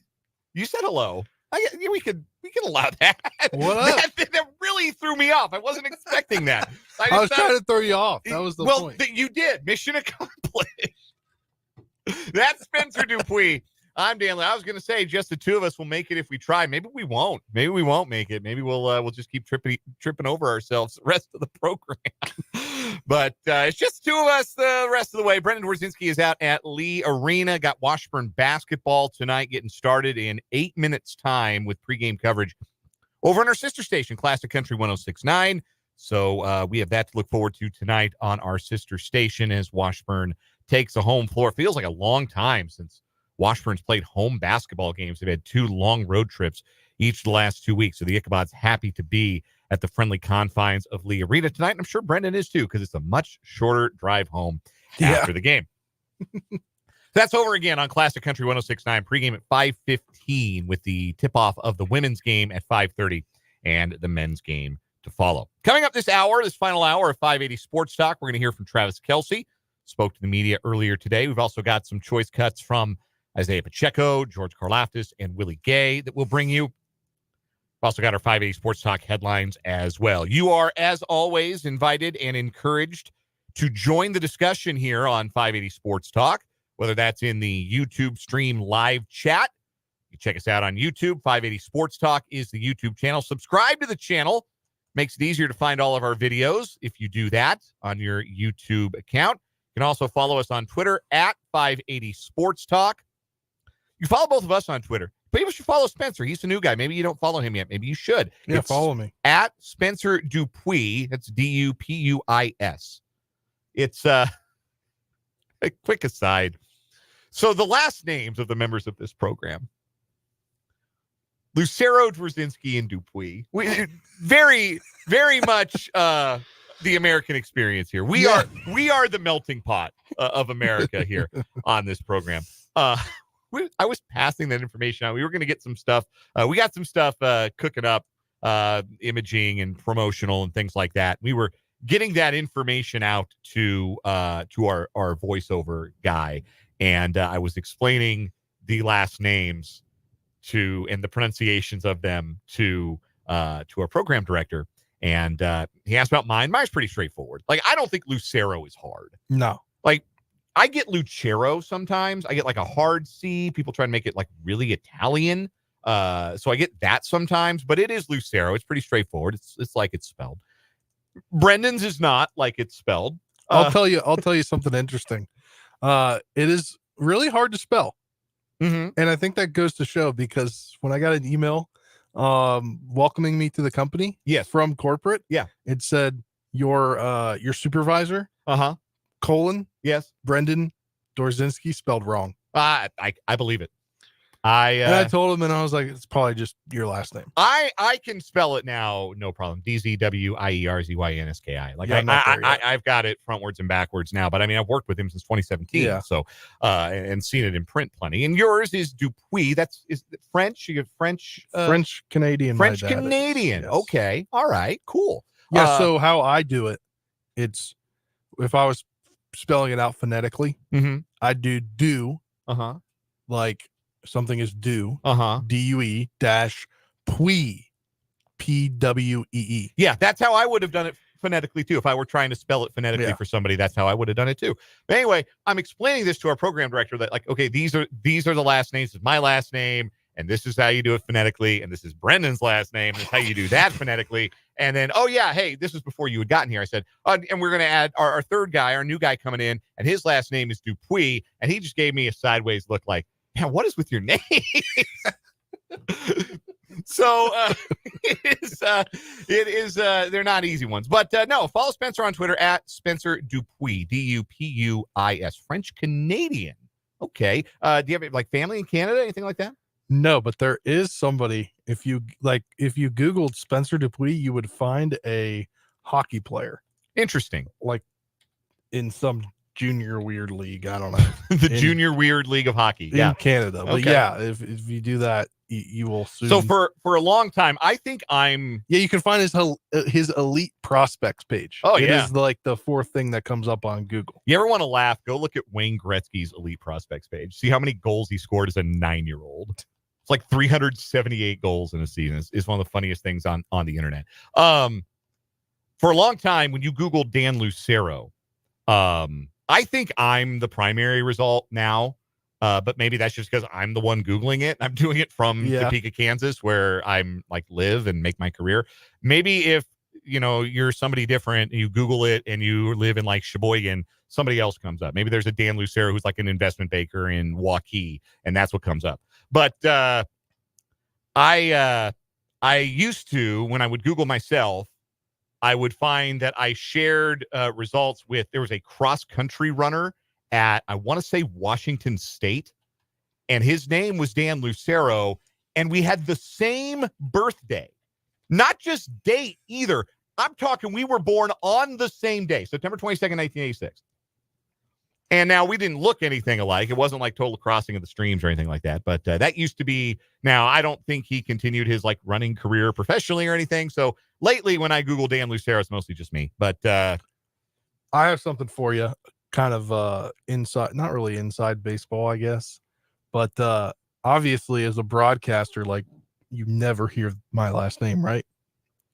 I'm trying to think. There's a Pascal Dupuis. He played for the Penguins. Yes. Yeah. That's about the only Dupuis I can give you. Yes. Well, my previous job, the high school teams we covered for baseball would go down to Myrtle Beach, South Carolina, and have a tournament. They called it the Mingo Bay Classic or whatever. So we would go every year. Well, one of the teams down there that every year one of the teams played, he since graduated at the end of this last school year, but he's a pitcher, a starting pitcher, and his name was Paul Dupuis. Huh. So I called that game. And it was the weirdest thing ever to be saying your last name. Welcome back to whatever Spencer Dupuis along with whatever. We've got Paul Dupuis on the bump for Georgetown. Yeah. I was doing state basketball, 5A state basketball at the Expo Center back before they moved it out of Topeka. So this would have been 2018, and Liberal was in it. You're not as familiar with west of here, but Liberal is basically Oklahoma. It is about as far southwest as you can go in, maybe not as far west, but certainly as far south about as you can go in the state is Liberal, Kansas. It's right up above the Oklahoma Panhandle. And Liberal's girls team was in the state basketball tournament in 2018, Class 5A, and they had a young woman whose last name was Lucero. So during our coverage, I played it up like she was like some long-lost cousin. She was not. And I don't know if she appreciated the gag or not, but it was funny to me. And sometimes we're only in this to entertain ourselves. If anybody else happens to be entertained in the process, then we appreciate it. And we appreciate you folks hanging out with us here on 580 Sports Talk, however you are listening to the show. Let's get into some headlines, shall we? Today was National Signing Day. I'm going to start there on 580 Sports Talk headlines. So it's not the big National Signing Day like it used to be, right? This used to be, if you covered college athletics, this was like a national holiday. Like we'd get all our recruiting experts on, and the entire class would be announced, and it would be a huge deal. This national signing. Oh day. yeah, when I was in college, it was still. Yeah, we would do shows centered around it. It's only been in the last 5 years or so since the advent of the portal and the institution of the early signing period that this day has really lost its luster. But you still have a lot of people that today have their commitments and their signings officially announced by the schools that they're going to continue their college career at. There are lots of local athletes who have made those announcements today. We're not going to be able to get to everyone, and we, regret not being able to get to everyone. But if you or someone you know has had today as their National Signing Day, huge congratulations. That is an awesome day in your athletic career and in your life. And congratulations to every local athlete, no matter the sport, no matter the level. If you signed a letter of intent, if today was your signing day, a blanket congratulations to each and every one of you, because that is an awesome, awesome experience. I wanted to narrow in, though, for the sake of 580 Sports Talk headlines, for the sake of we do have to get off the air at 6 o'clock tonight. We're going to focus on three things specifically. We're going to look at the football signing classes for Kansas, Kansas State, and for our hometown Washburn Ichabods. Now, K-State today announced 5 players had signed from the transfer portal. Defensive lineman Dylan Woodkey from Youngstown State, offensive lineman Shane Bumgardner from Tiffin University in Ohio. Remember, he was the Division II Remington Trophy winner, the best center in Division II football last year. Darrell Simmons Jr., an offensive lineman from Iowa State. Javier Derritt, a defensive lineman from North Dakota State. And safety Devin Dye from Utah State have all come to Kansas from the transfer portal. They also announced 10 preferred walk-on additions, all of whom are from the state of Kansas. Running back Micah Johnson from Wichita, wide receiver Donald Collier from Andover, offensive lineman Miles Ewell from Overland Park, defensive tackle Jason Strickland from Olathe, cornerback Jameer Moore from Salina, linebacker Wesley Edison from Baldwin City, punter Tyler Antle from Frontenac, long snapper Hollis Moeller from Shawnee, offensive lineman Eli Richmond from Paola, and safety Coulter McDaniel from Cheney. I bring this up to note that Kansas kids going to Kansas to play football have been few and far between over the last decade and change. Kansas State has really kind of dominated Kansas when it comes to recruiting the state of Kansas, convincing in-state kids to be part of the program. So for K-State to have a preferred walk-on class and it's all Kansas kids, that I think is noteworthy and worth passing along. For Kansas State, they haven't made an official announcement of their preferred walk-on class, but it's out there. We mentioned there's a list of them on gopowercat.com. There is a local presence on this list as well. Holden Bass, the outstanding lineman from Nemaha Central, who helped the Thunder win state championships. He is going to be a preferred walk-on at Kansas State. So, too, will linebacker Will Granger out of Omaha, Nebraska. Truman Griffith is the defensive end out of Mill Valley High School in Shawnee. Zayden Martinez, a wide receiver out of aforementioned Liberal, Kansas. Got to see him play a couple of times in high school. Bryce Norenberg, a quarterback from Olathe South High School who will switch to wide receiver. Kyan Payne, a defensive lineman out of St. Thomas Aquinas in Overland Park. Former Washburn quarterback Kellen Simoncic, who is a grad transfer and will join the program with 2 years remaining to play. Jackson Voth, wide receiver out of Cheney, helped Cheney win the 3A title this past year. And Ben Wheeler, sorry, I almost called him Blake. Ben Wheeler, not Blake Wheeler of the Winnipeg Jets, formerly of the Jets. Ben Wheeler from St. James Academy in Lenexa, who's a quarterback and will play safety in college. That's K-State preferred walk-on class, at least the Kansas portion of it. Washburn football also announced their 2024 signing class today. There is a heavy Kansas flavor and a heavy Topeka flavor to this signing class. Whole lot of junior blues are going to be Washburn Ichabods. Quarterback Brandon DeWeese, both of the Heim twins, JC and Jaron. Also, Jamon Lane, a defensive lineman from Washburn Rural, signing to play at Washburn. Also from the state of Kansas, a couple of Chinook Blue Comets, wide receiver Caden Seamster and offensive lineman Gus Thuston. Say that one 5 times fast. Also from the state of Kansas, committing Isaiah Kincaid from right here in the capital city, Topeka High School, Topeka High Trojan. Aaron Henson out of Kansas City Piper, a linebacker. Offensive lineman Gabriel Henriquez from Derby has committed to Washburn. Brody Hayes, safety out of Clay Center and Clay Center High School. Josh Grimm from Sabetha, big old offensive lineman out of Sabetha. And Jacob Grimm, also a big old offensive lineman out of Sabetha. So the Grimm boys have both signed to play at Washburn. Christian Gonzalez, one of the best linemen I saw covering high school football this past fall out of Shawnee Heights. He's going to play D-line at Washburn. Wade Enman, offensive lineman out of Paola. And one other Kansas signee, Declan Battle, a quarterback from Lewisburg. So that's the Washburn signing class. I've got one that just got retweeted a little bit ago by our pal at Top Sports. Okay. Blake Redmond, running back from Yes, Silver Lake. Yes, he is also, he should be on that list. He is a Washburn commit as well. Blake Redmond out of Silver Lake, played running back and linebacker for the Eagles. And he just said official 9 minutes ago. Okay. So he just submitted it. I may have had, he may have gotten the letter in late. I may have had a previous version of the Washburn list in front of me. But yes, good catch. Blake Redmond also committed to Washburn. Again, we'd love to mention every local athlete in every sport who signed today.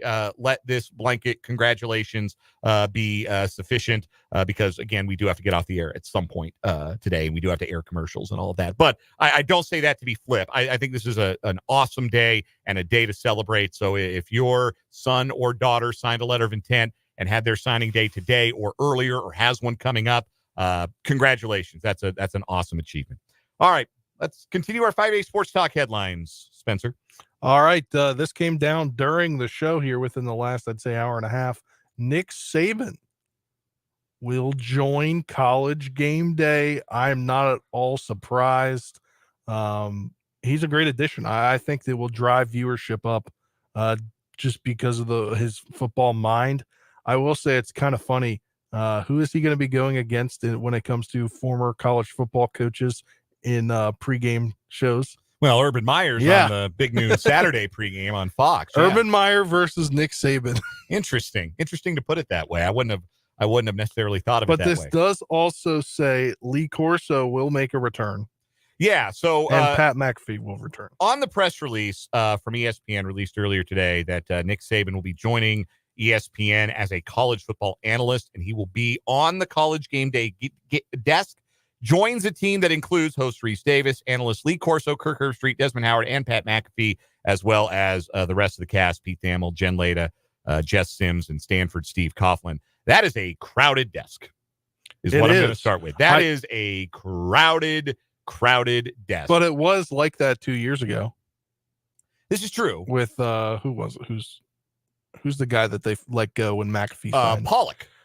Yeah, David McAfee was on every once in a while, or maybe not every single week, but he was on certain weeks, and he was at the desk with all of them. So it will be a crowded desk. Also, it says Saban will contribute to ESPN's extensive multi-day NFL draft coverage, make appearances tied to SEC media days across ESPN platforms, including the SEC network. So it makes a certain amount of sense, yes. for sure. I think Nick Saban's going to be great on TV right away, and I think he's going to be value added to College Game Day.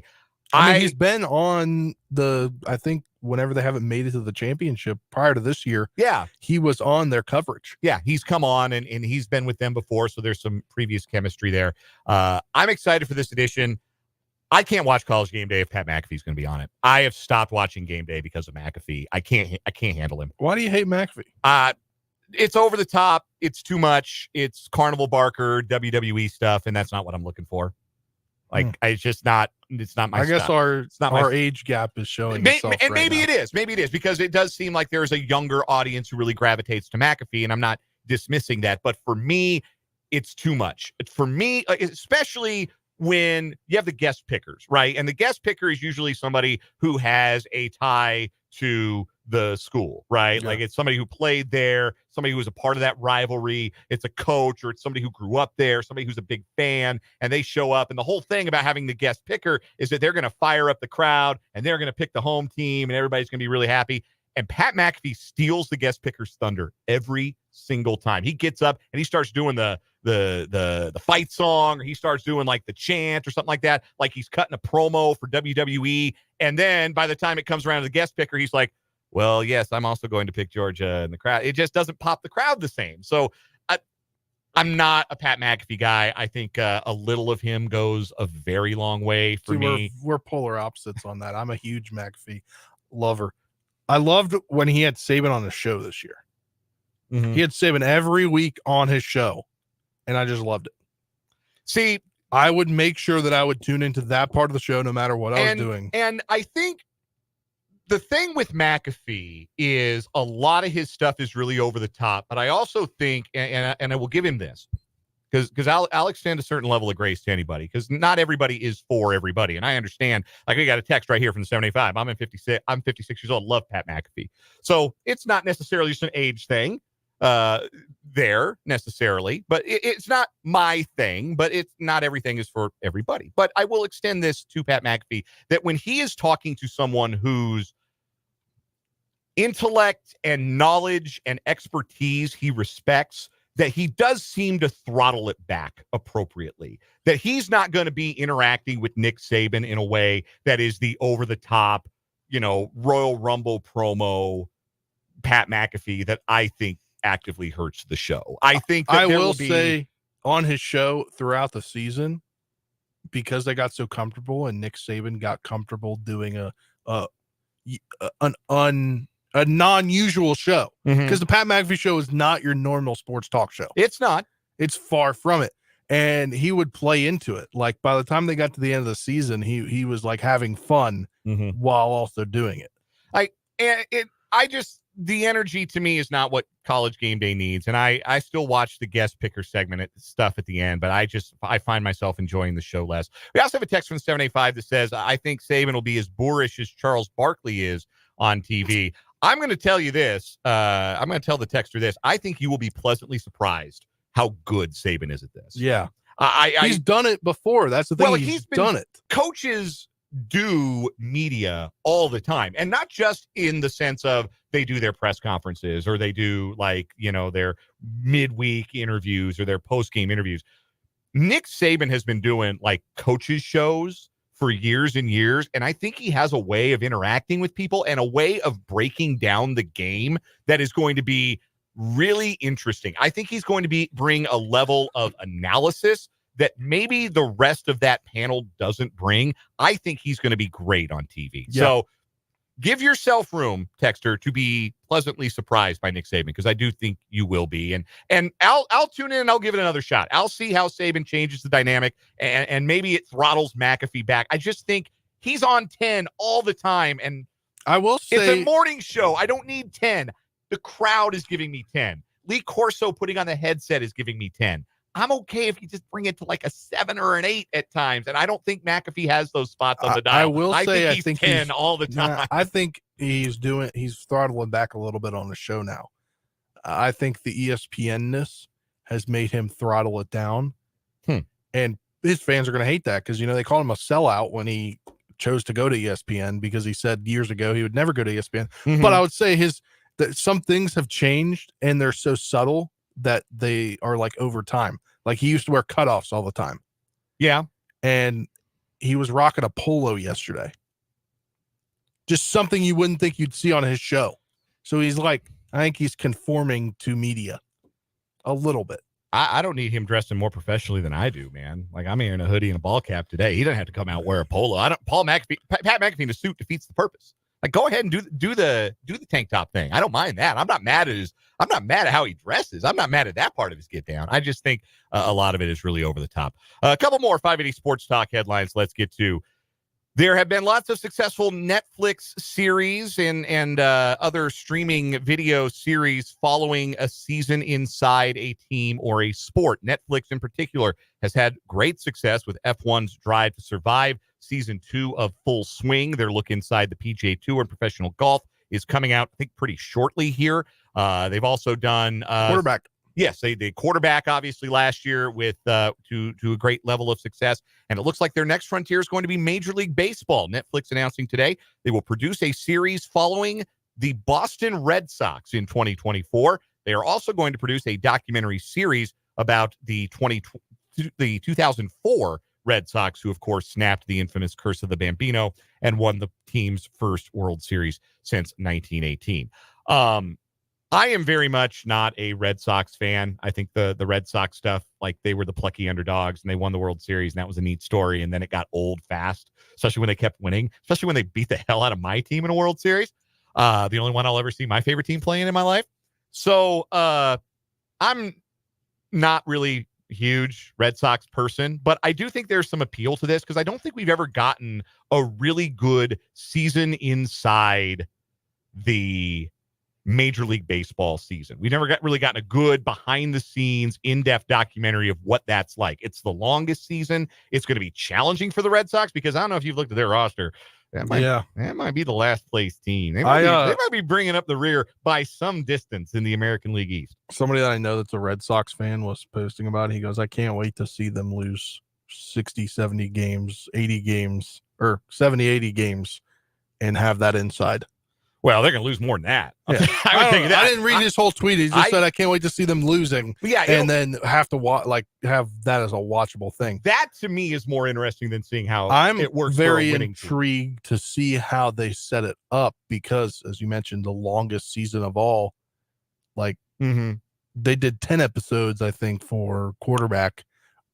How are they gonna split up 162 game season? Are they going to do it bi-weekly? I don't know. It will be interesting to see. And I do think that, if they end up being kind of crappy, which I think they're going to be, like they haven't spent any money. They haven't brought in any players. Like who's going to play? They signed, did they sign one Japanese starting pitcher, I believe. And that's it. That's like the only thing they've done this entire offseason. They haven't done squat. They're picked to finish last in the American League East by Pacoda and the Fangraphs projections. So if it does go south, like what is that like to be on a last place team? I have often wondered what that locker room, what that atmosphere is like when you're going to the ballpark and you go 70-92. I'm just kind of surprised they agreed to it. Well, it is the Red Sox, and they are probably looking for funding because the reason that they haven't spent money is because they think that they've got to get under that luxury tax because their owners are spending money on stuff like bailing out the PGA Tour and trying to win the Premier League championship Aren't with they Liverpool. Bailing out Bally Sports too? No, I don't. I think that's different. Different ownership group. But I am interested. I will probably watch that. Hey, they did sign Lucas Giolito. Oh, it was Giolito they signed. Yeah, that's right. The Japanese pitcher, the other Japanese pitcher that isn't the stud Yamamoto, he went to the Cubs. The other one.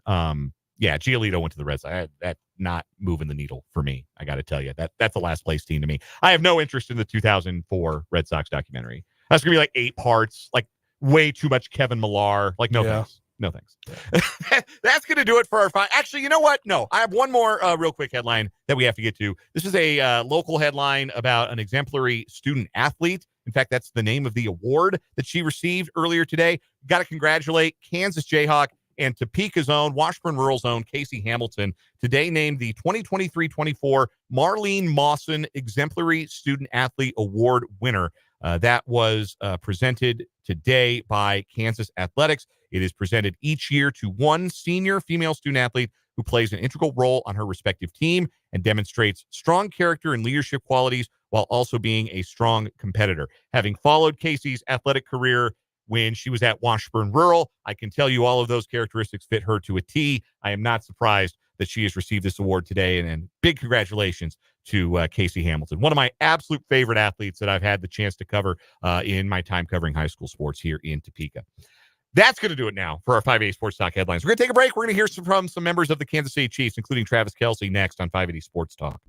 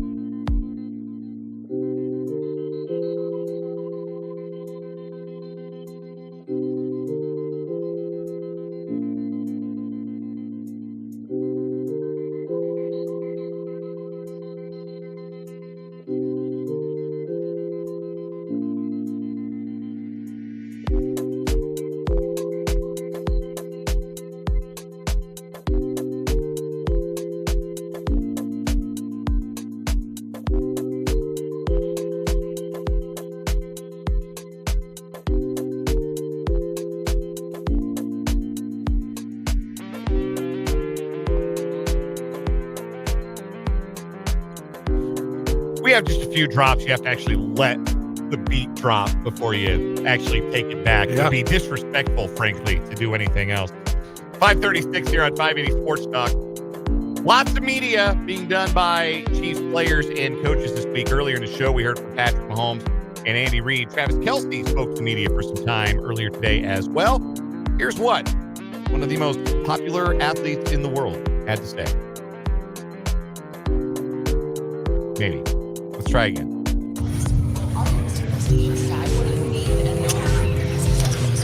I don't think I'm superstitious. I think I like to live my life a certain way in hopes that I get, good things to happen to me. But I'm not wearing the same underwear every single game or nothing like that.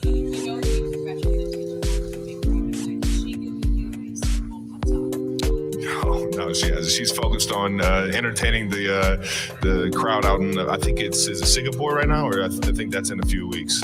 I know she's out in Japan, Tokyo maybe. So she's just working on entertaining them, making sure she's ready for her performances and everything. But the Super Bowl, we'll worry about if she can make it.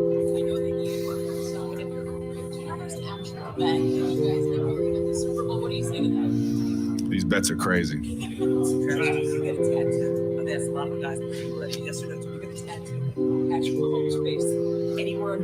Patrick Mahomes' face? I gotta lose a bet to get something like that, man.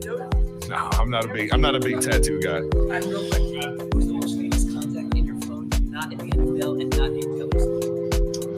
Man. So I got asked this the other day. I'd say Justin Timberlake again, just because he's coming out with a new album. I'm pumped for it. He told me in a pack congratulations for getting to the Super Bowl, so we got to bring it home for him. And the last one.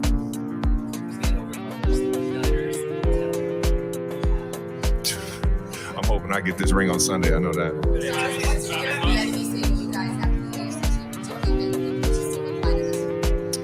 Man, EB was a special coach here for a long time, man. And he's like my uncle or a father figure in the football world for me. And everybody knows how fired up he can get, and I definitely share that same passion to come into work every single day and to play this game. And one of my favorite coaches of all time. So I think the biggest thing that we could take away from who he was as a player, as a coach, is just his passion and his desire to be ready for every single scenario out there on the field. His football awareness and his understanding of the game was second to none when it comes to football. And I'm hoping for the best for him coming up in his near coaching career. But I think who he is as a person is always going to go with me in life.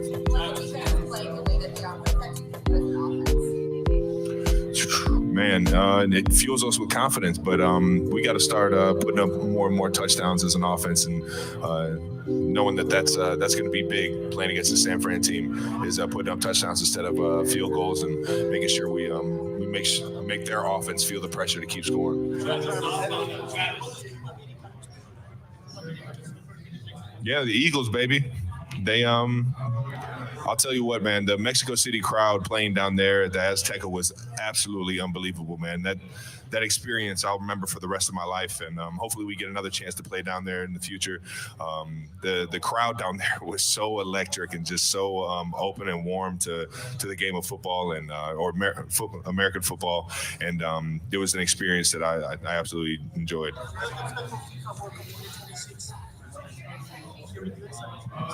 I'm pumped that it's coming to Kansas City, man. It'll be right there in my backyard, and I'll be able to have some fun going to all the games.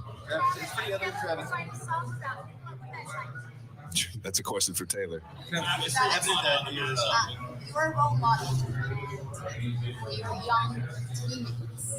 They even say that you are the best tight end in history of the NFL. And they want to adapt some of your abilities and stuff like that. What do you have to say about that? About my teammates thinking that I'm a good tight end, it might be a little biased.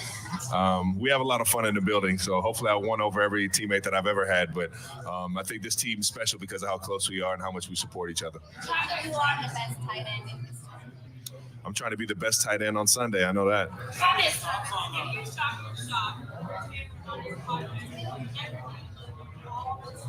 I never thought it would have landed. I didn't even think it would have landed. I would have got a response from her.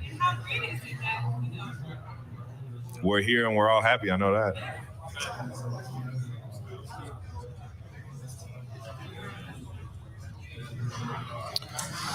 I mean, just different people, different players, different coaching staff on both sides, really. So it's not only are they seeing something different, but we're seeing something different. One of our corners is over there playing, and it looks to seem that he's liking it over there a little bit more. So hopefully we can get this win and make him miss Kansas City just a little bit. Travis, what have you learned about yourself since the start of this whirlwind romance amid this heightened fame? Being worldwide is way different than just being famous in Kansas City. Is there anything that you still haven't quite gotten grasp or you're still getting used to? No, I got it all figured out, I think. How do you stay so grounded? I just love it. I love it. I love seeing my teammates get to show their personalities, get to tell their stories. It's coming up here is a once in a lifetime experience that I've been able to go through a few times, and I guess I'm just comfortable in the atmosphere and in the chaos that goes around us, and you just got to embrace it. The more you fight it, the more pissed off you might get, or more negative you might start thinking. I'm a guy that likes to think about things a positive way, and you know what? For a week, why not go through all this craziness and showcase my story, my family, and everybody that has got me to this point.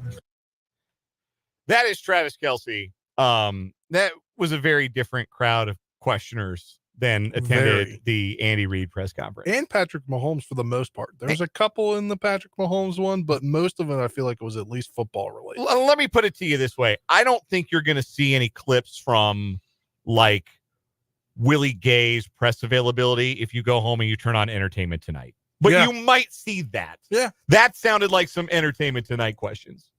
That sounded like some Inside Edition questions. That sounded like I guess Entertainment Tonight is really the only thing. Like E-News. Is E-News still a thing? I have no clue. Remember Joel McHale doing it on E-Talk Soup, I think it was? Man, that was a funny show. That was a funny show. Shout out to Joel McHale, big Seahawks fan.